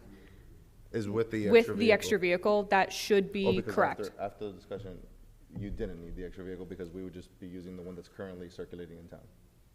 Well, the concern was not taking low volume vehicles off the street Miami Lakes to send it over there. Gotcha. Now, the Metro Rail in 74 takes it to the Tri-Rail station. And then you could, if you buy a ticket to the Metro, isn't there like a free transfer over to Tri-Rail? Yeah, I believe so. Free Why would- transfer to the Tri-Rail? Yeah, because the Tri-Rail is on Hialeah on 25th Street, Yes. and there's a Metro Rail station there. So why would we take somebody to the Metro Rail station as opposed to taking somebody So we, to 70? Yes, but the 74th is the end, so they can get to the Tri-Rail station, do the free transfer, and get on Tri-Rail. So we don't need two. We can deal with Tri-Rail by just dropping them off at the 74th Street. It'll take them to the Tri-Rail station. They'll do the free transfer. They'll get on I the Tri-Rail.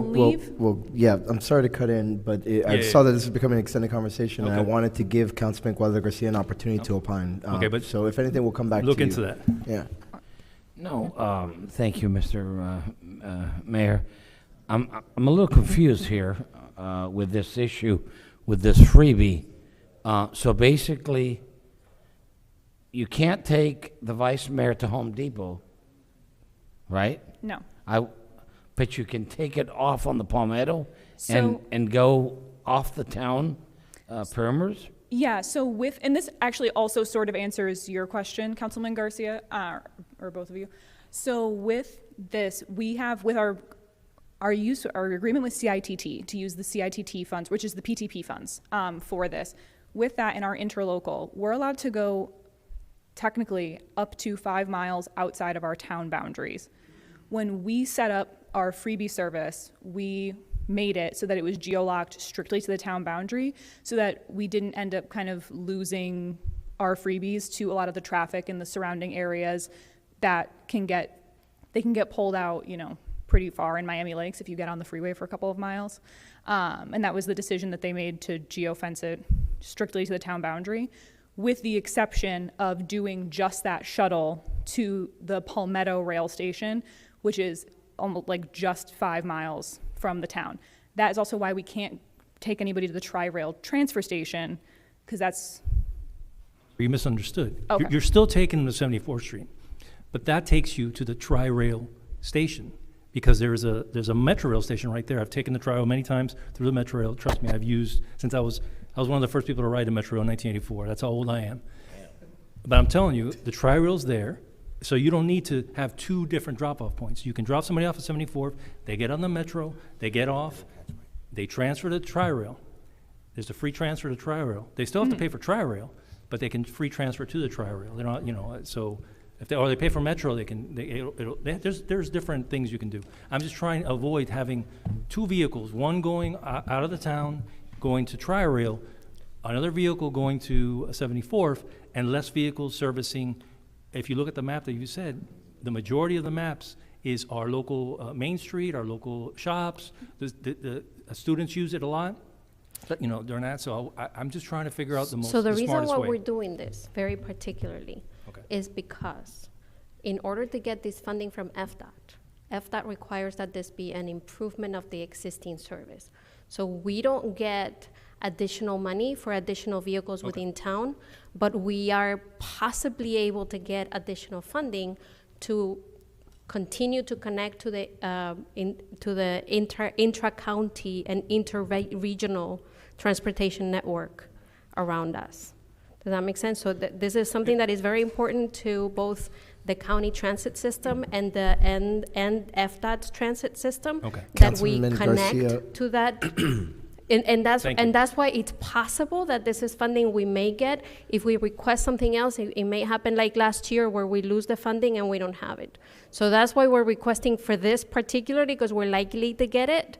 And it's also improving our highest volume area, which is during the day, like around 2 to 3 o'clock in the afternoon is where we have most unmet need.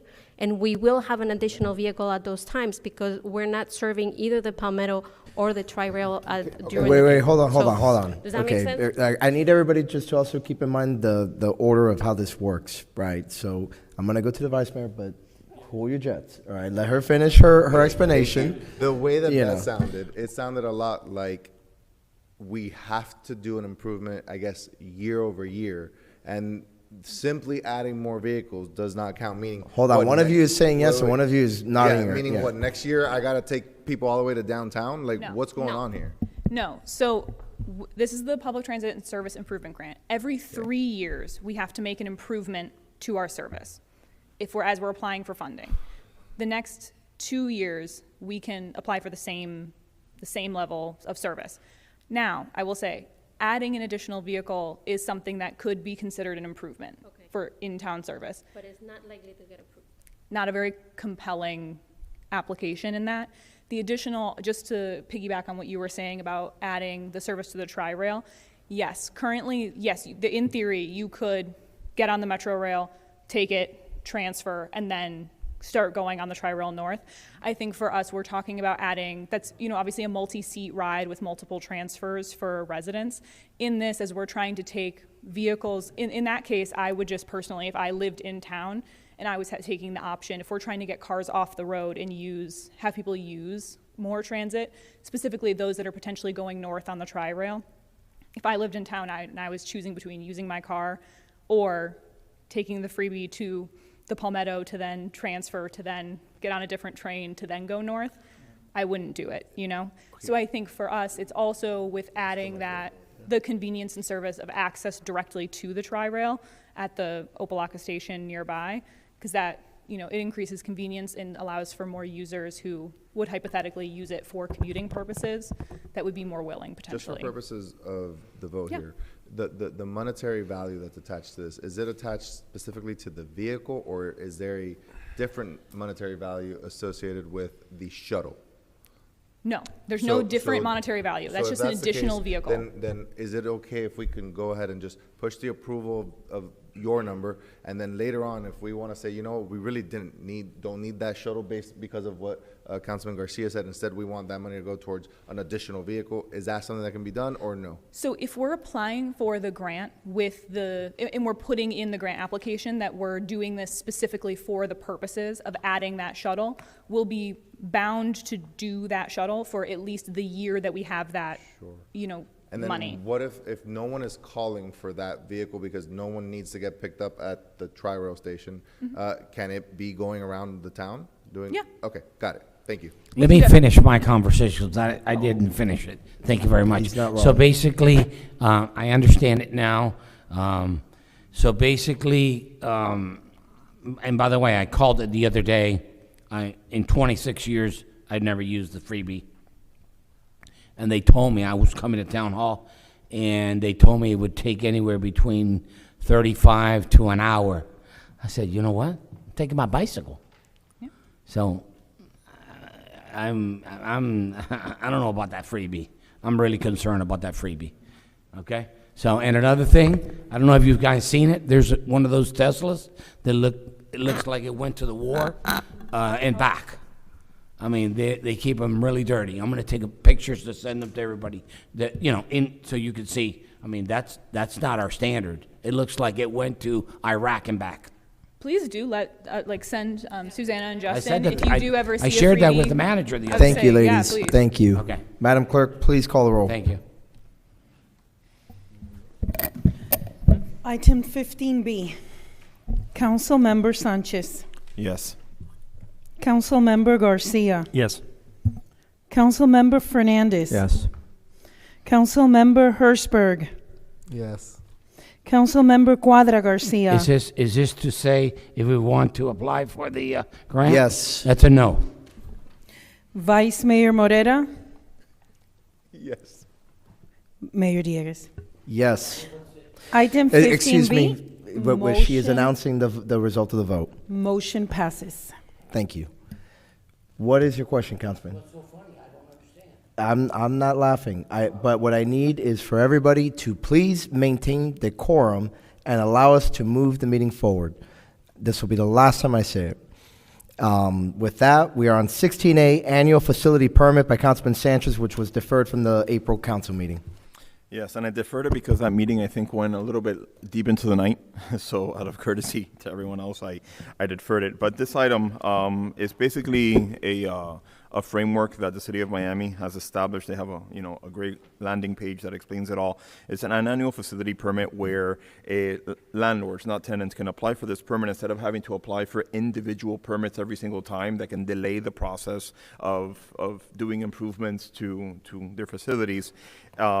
And it just creates a 365-day cycle where they can create those improvements without having to take out individual permits. I had a meeting with our town manager and Danny from the building department, and they said we have something like this already. So if Mr. Angel, if you're available for a moment to come speak about the annual facility permit, and does it replicate, is it to the T of what I am requesting on the NBI that replicates what is in the city of Miami? Is this something that is already a service offered by the town?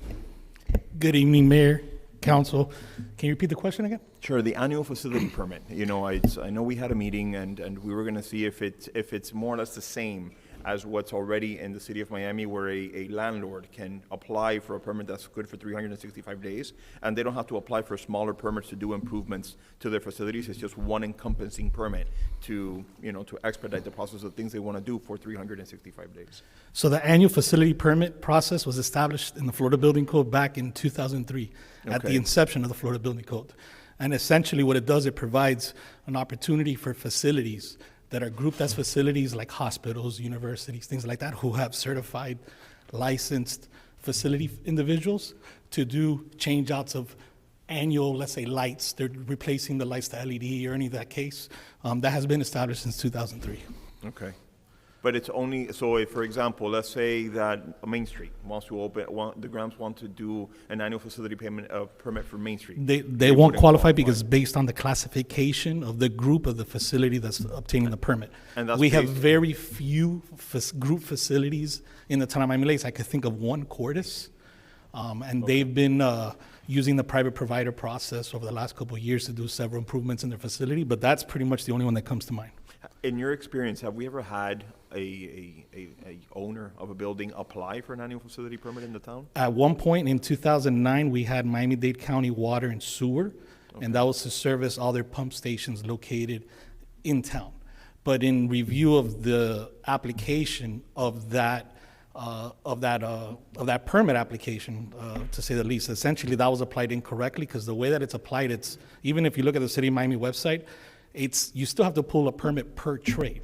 So using the example of the lights, you're gonna pull one permit for the electrical, but let's say Cordis wants to change out the toilets, they're still gonna pull out another permit for plumbing. I will tell you that our biggest landlords in town have not seen it as a feasible option, just based on the way it's structured. But it is an option that's available to any and all facilities under the Florida Building Code. The Florida Building Code, you state, has specific facilities that can use it. Are we able to add facilities that No. in the town that can apply for that? No, Or it has to be dictated strictly for by facilities. The Florida Building Code? Correct. Okay. Okay. Well, if we already have the process, I would like to kind of replicate and bring it to a forefront as something that can be offered by the town, the same way that the City of Miami has done it, so that if it ever comes up again, you know, or vendors around It's been town part want of to- our building permit fee schedule since 2008. All right, So it but is something that we offer. Right? All right, but something like, if you've seen the landing page that the City of Miami has, it breaks it down to the most layman's of terms. And it's just something that we can develop maybe with Yeah, our you mean IT just to add department. language on the website? We could do that, sure. Yeah. Okay, I'd appreciate it. Thank you. So, no action taken. Needed. What was that? Yeah, so I don't need to take any Okay, action on it. perfect. Okay. So thank you very much, Councilman Sanchez. Thank you, Director Angel. We are now on 16B, which is the revised lien reduction ordinance, which, again, I am bringing up in part because of the way in which, the manner in which the prior vote went, where I felt that the actual will of the majority was to move forward something. And within the same vein, I had publicly stated and promised to the vice mayor that I would work on something that I could support. Now, I'm sure there's going to be people that are going to be having whiplash on this, and I can see my colleague over there looking at me, you know, with that such a face. But I met with staff, I met with the manager and with Director Angel by phone, and went ahead and spoke with the attorney about this, Attorney Cobiella. And came back with something that I think would get me closer to supporting it, and I would ask for your favorable support when I move this item to continue the discussion, which is that I'm proposing having a lien reduction program, but in a far more limited scope than what it was before. I'm proposing for staff to come back with an ordinance that reduces the window from 6 to 2 months, explores whether we can differentiate based on the types of violations, and then further also provides for a reduced lien amount. But what I mean by further reduced lien amount is that instead of forgiving the offender all the way down to a day's fine plus cost, to have perhaps a number such as 25% of the fine still remain in place, something that actually involves enforcing our code, which was my big frustration last time. So that is my motion. Second. It's been seconded by the vice mayor. Is there any discussion? Councilman Garcia and then Councilman Herzberg. No, I understand the whole point of this is to have teeth, but also encourage them to be compliant. I would prefer a friendly amendment to see, instead of giving them that entire, the quicker, let's say you want to make it 6 months or 3 months or 2 months, the quicker they come to compliance, the less we charge them. Like if they come to compliance immediately, yeah, a scale that says the longer it takes for you to pay us off, the more you have to pay percentage of the fine. Maybe that'll encourage people to pay it quicker. What I would ask you, if I may, is Yes. just to wait for the first reading on that.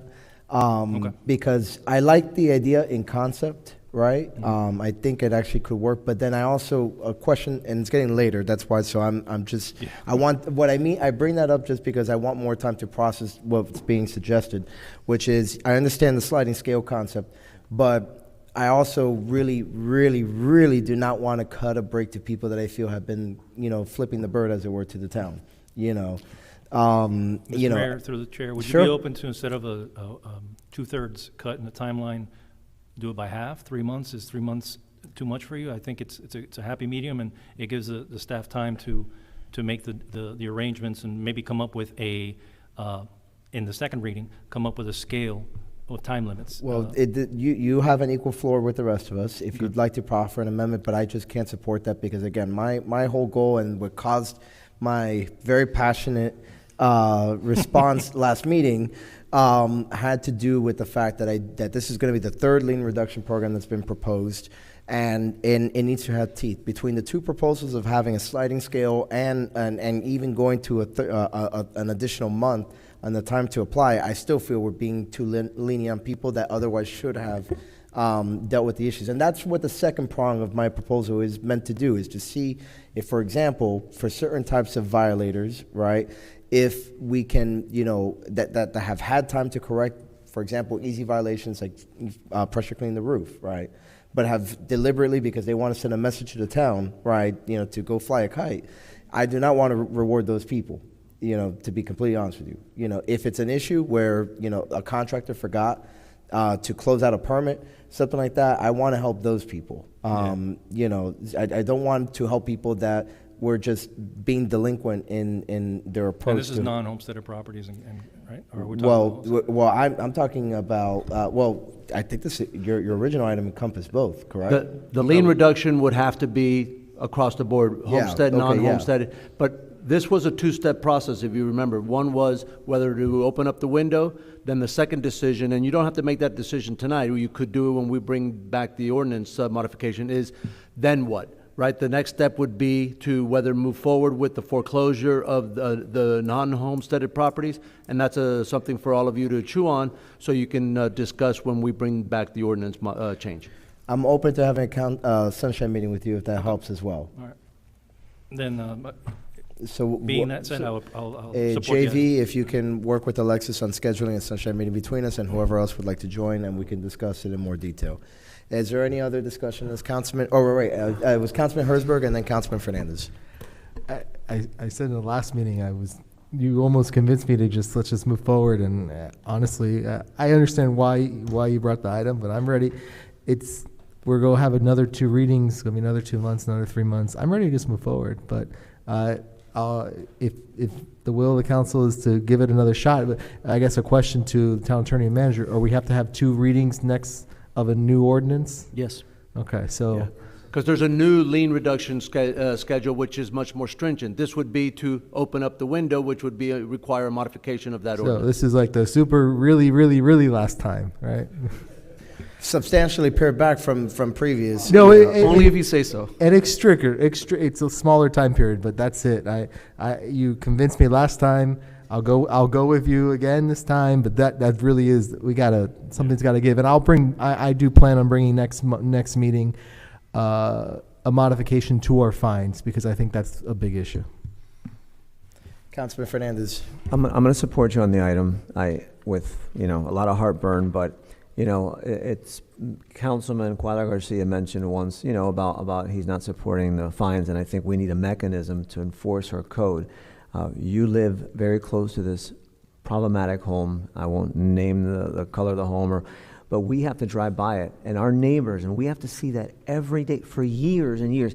It's a boat parked in the side of the house. It's the unkept grass. There's no grass. And we have to see it. I mean, is it fair for us to have to see it? Just because we're going to take away this fine, we're going to give them an opportunity to come clean and to comply with us. But who's had to see the house for the last 10 years and suffer? I mean, it's an eyesore. It really is. So I'm going to support it. I'm not crazy about doing this, and I hope this is the last time. Anyone else? All right. With that, Madam Clerk, please call the roll.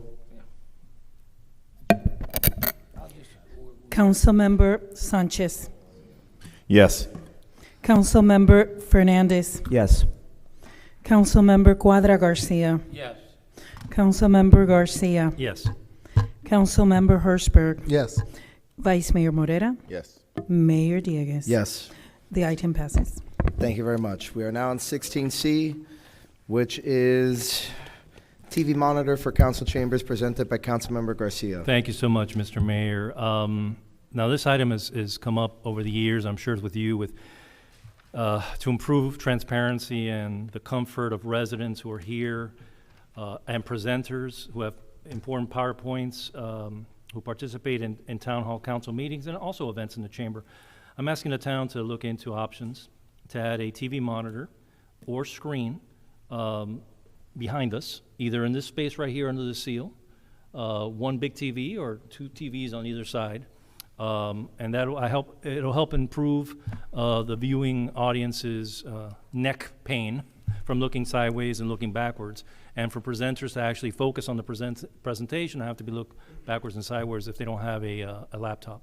I would prefer just one TV right there. There's a perfect space for it. It's higher. We're about 3 or 4 feet higher than the audience. They'll be able to see over our heads. And it'll be easier for the presenters and the residents to take a look at that and not turn their head around. And I don't think there is a cost to it, but common sense tells you most daises and most town halls have a TV behind the dais for that very reason. So that's my motion. Is there a second? Second. It's been seconded by Councilmember Fernandez. I'll go ahead and lead the discussion. No, I agree with you. I think I would prefer to see 2 of them, one on each side. I think it's going to be more symmetrical. A little bit more money, but I think it is worth it. I think it's going to benefit our residents. So, Yes, Mayor. Vice Mayor Morera. Thank you. Between 1 in the middle versus 2 on the sides, I picked 2 on the sides. I think in the middle, nothing should be here other than "In God We Trust" and the seal. The manager showed me some renderings so the staff is already kind of prepared to present on but this. we'll put together a report to Okay. come back to you with Okay. more detailed information, exactly, the amounts for the actual equipment, the wiring, any other switches or anything else, and we'll give you probably 2 or 3 different options for you guys to consider. Not to steal their thunder, but or spoiler alert, but it was about 30,000 for the screens, right? For the drop-down screens For the 2 of and the them. projectors was about 30 So- and about 20 for the television monitors. So if you'd like, I can make it a friendly amendment, or you can amend your own motion. What I wanted to recommend, though, as an additional option that they can explore and come back to us with, is rather than do all of that, is there should be courtroom style. Most modern courtrooms, there would be a small monitor at the podium, as well as a small monitor at every station of the dais. Because really the issue is, we cannot see. The audience, I don't really think has that big of an issue seeing those TVs. I think that the ones that actually don't see presentations 99% of the time is actually us, because we cannot see that TV on the side, and that TV over there is a little too far away. We're not gonna see the one behind us either. This would give the presenter, as well as us individually, the ability to see. And I think it would be substantially cheaper than $30,000, because for the most part, the wiring would be quite easy to run, and over there, I think it already exists. So Well, I don't know if they can come back to us with that option. I'll amend my motion to bring that option. However, most of us have laptops, and most of us have already, enough, like we can see what's happening because of that. My concern was less for us, but I understand what you're saying, and more for the audience and we see it all the time, especially the presenters. They have to be looking sideways or backwards, and they've mentioned it many times. They're looking backwards, I can't see it. My concern is more for the audience and the presenters to make sure the information gets We'll bring through. you back options that will Okay. cover the audience, the presenter, as well as Thank you. the people up on the dais. Appreciate it. All right, it was moved by, the amendment was moved by Councilmember Garcia, I'll second seconded it. by the Vice Mayor. I just want to say that is the option that I will be supporting. I just feel that the other TVs is just, the last thing I think we need in here is another TV. And then what I do like about the idea that the Vice Mayor proposed with the podium mini screens, right, is that we can still use it to time, members of the audience so they can see how much time they have remaining. And then also, for those that are presenting, make their presentations. And for us, because for me, sometimes I have to wait for the buzzer to go off to help keep order during public comment, that would be helpful to also for us to have the timer for us to also see simultaneously. So I support the amendment, and with that, all those in favor say aye. Aye. Aye. All opposed, no. The ayes have it. The motion is amended. Councilman Garcia, do you want to close out the main motion? Well, main motion is to, again, with the amendment that was approved, to add to the main motion to have the the manager look into the options that we just discussed and come back with us next time with a cost and price and all the issues, everything that takes to get it done. All those and a in favor- timeline. oh, my apologies. I didn't know you had No, that's completed.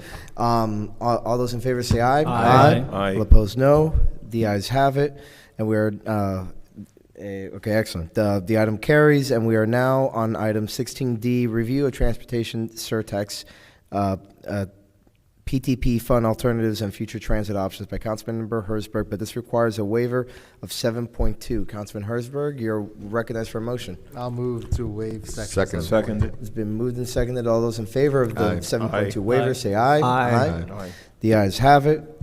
The rule is waived. Councilman Herzberg, you may present your item. I feel like we should just get rid of that rule, guys. I'll talk about it later. Anyway, I never seen it not pass, so. It actually has not passed in some instances. Okay, But, you know, I'm sure I'll find the meeting then. I do like watching the meetings late at night. Oh, that's right. So anyway, back on point. Sorry, I digress. We just had the freebie discussion. If you could tell by my voice vote, I'm not a big fan of freebie, even though I did move to vote the item forward we just voted on. I want to understand what are all our options. I'm frustrated that the law requires us to use this money on just this thing. It's like a free Uber. I get it. There's some good uses to it. We all know we could use that money for a lot better things that have to do with roads, transit, but there's a law that doesn't allow us to, and that's a whole different ballgame. But I want to really understand and have staff come back to us, especially with budget season coming up, what are all the options? Because I've heard that this is it, that this is the best option. I know we had the shuttle bus that didn't work out very well. I don't remember it that well, so I guess it didn't. But I really want to know what all the options are so we can make a good decision, because this is a significant amount of money that we have that comes from the PPT funds. And I really want, it's just a matter of making sure that freebie is the best option. And I'm very interested in finding other facilitators, vendors of that service. But that's all. I just want staff to come back, give us a comprehensive report. I'll second that. And I want to point out, Councilman Herzberg, that there is a program that Uber is running in Texas now that is supposed to be comparable or better to freebie service. There was an initial conversation that I had regarding the service with representatives of Uber. However, at the time, they did not want to pursue it further under the prior lobbyist ordinance. And then my friend that worked there ended up leaving Uber, and I never really had a time to follow up on those discussions. But that program, if you want to do some research on that, might be a good alternative, because they were telling me that it actually can even save the town money and have more reliable service. So if you want to do the research into that, I'll definitely take that into consideration, and when we start talking, but when the staff comes back to it, I'll bring it up to staff too. Excellent. All right. With that, any discussion on this Right, item? yeah, just hold on, guys. Hold on. Yeah, I know you all get scared about my efficiency sometimes, but you're too fast. all right. So Vice Mayor Morera, Councilmember Fernandez, and what other hands did I see over there? Councilman Garcia, did you have your hand up, or okay? Anybody else? Okay. So just you two. So first and foremost, I did just want to point out, the use of the PTP 20 money, it could be better used, but it also could be worse used. It could be used on scooters, or mulch. But and then the other thing I just want to say is I'm glad that my investigative spirit on the special revenue funds and on the PTP is rubbing off on other people. So it just shows that to the residents, they might not understand what's happening right now on this dais, but it's really that their council members are going out of their way to investigate how best to save them their money. So I'll definitely be supporting this item. Councilman Fernandez. I'm going to support it.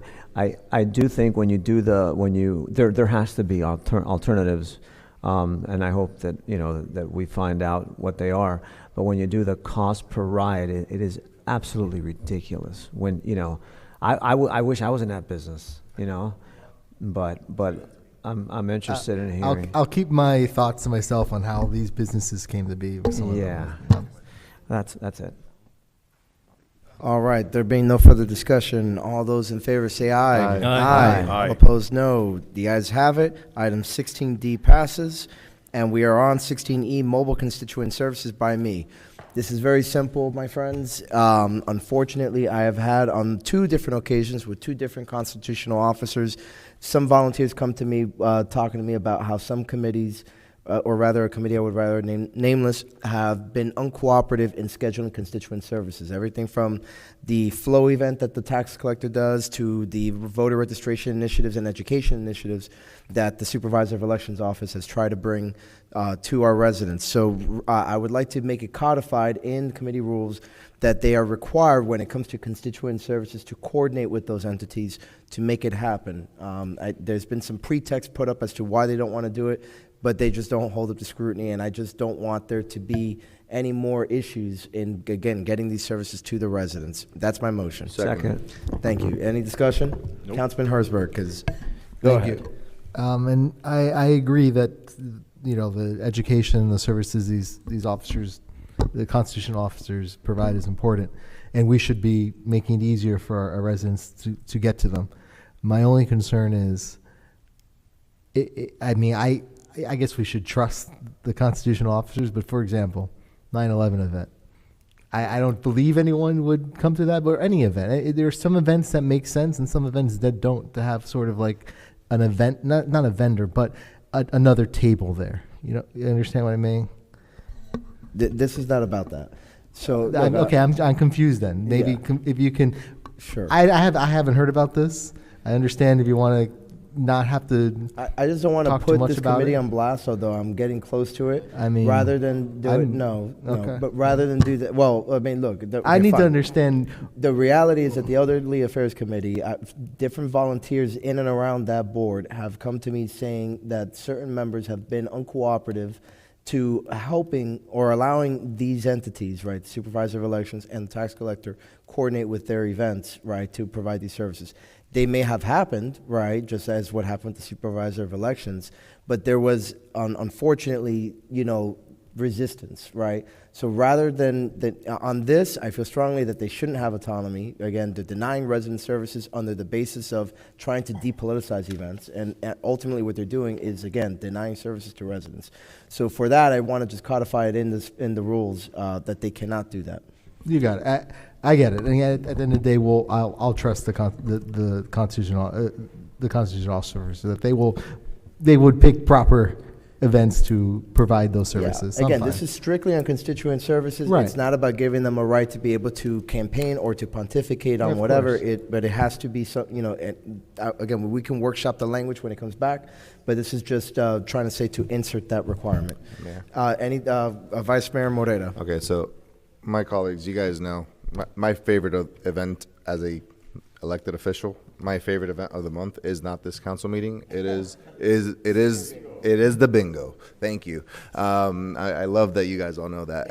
And so this item in particular, I want to thank you for bringing it first and foremost, because it really upset me to find out at the last bingo there was a resident who pulled me aside, as they often do, and says, "Hey, help me with this problem." What was her problem? Her problem was that she was about to lose homestead because her spouse had passed away, and he was the one on the title. And so now the county is sending the notices, "Hey, you're going to lose homestead." And she's like, "Oh my God, what do I do?" And then I come to find out that the property appraiser the tax collector was supposed to be at that bingo to help her.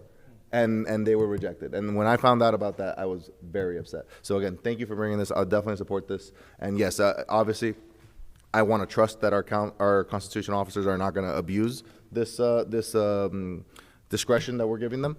And if they do, then we'll have to act accordingly. Anyone else? Seeing none, all those in favor say aye. Aye. Aye. All opposed, no. The ayes have it. Item 16E passes, and we are, we already covered 16F. So we are now, my next item, 16G, Charter Amendment, Early Voting Requirement, which requires a waiver of 7.2. I move to waive the rule. Second. It's been moved and seconded. All those in favor say aye. Aye. All opposed, no.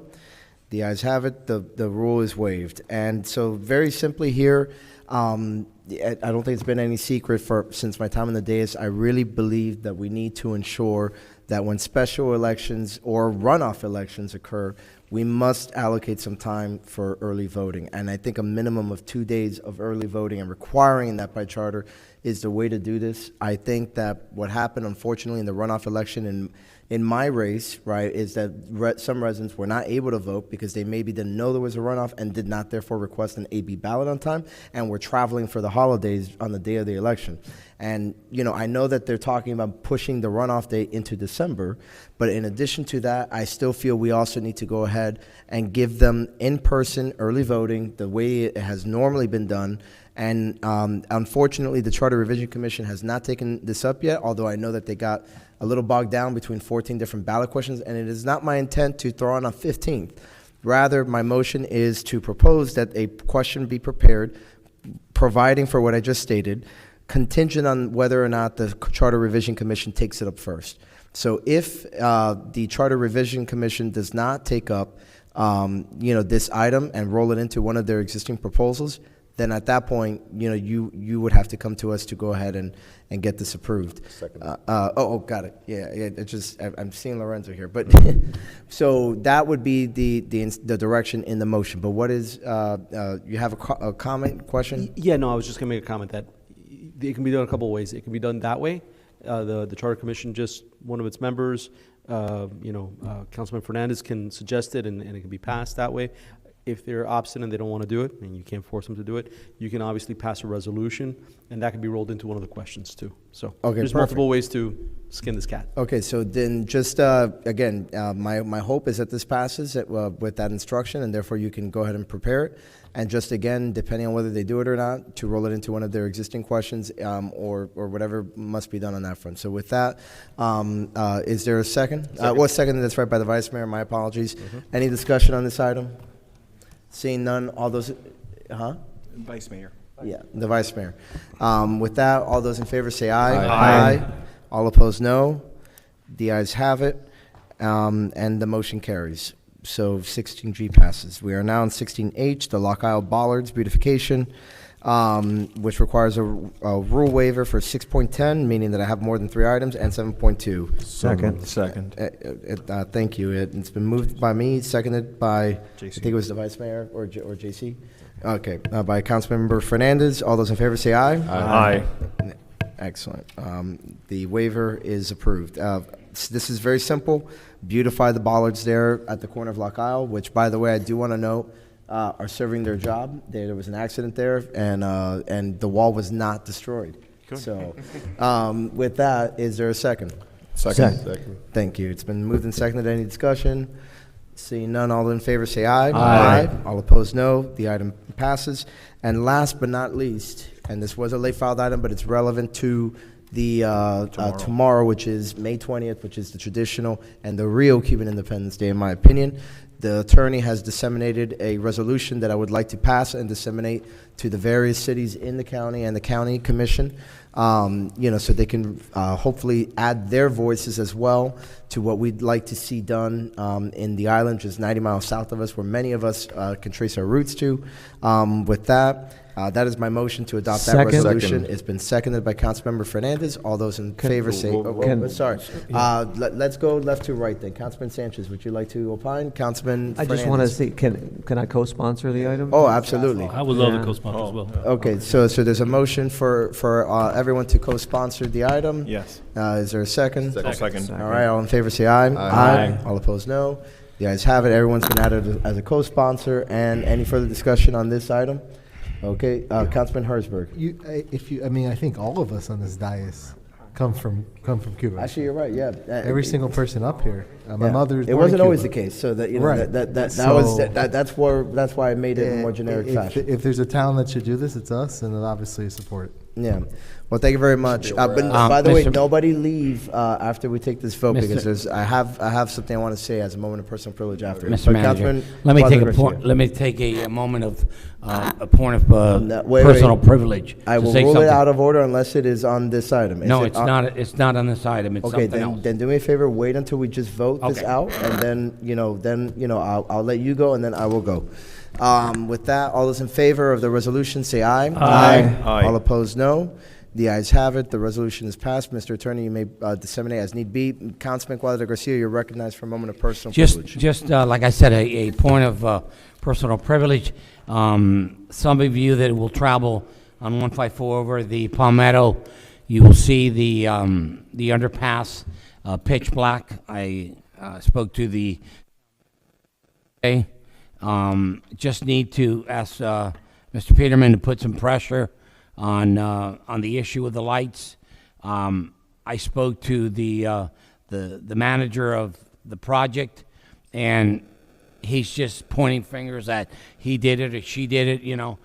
So if you can look into that, because those lights have been out now 3 weeks, and we don't want to see the underpass pitch black.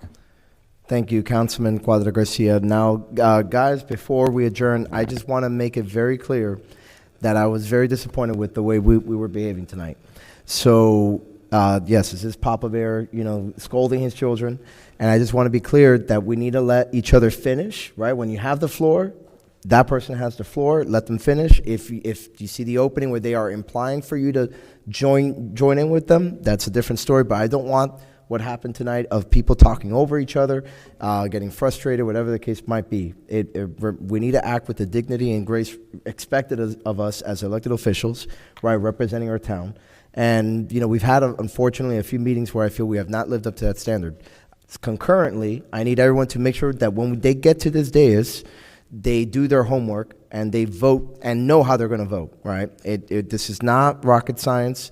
We have at least a week normally to review the other agenda items. We have agenda briefings. And then, you know, even with the new business items, we have time to do the research in advance.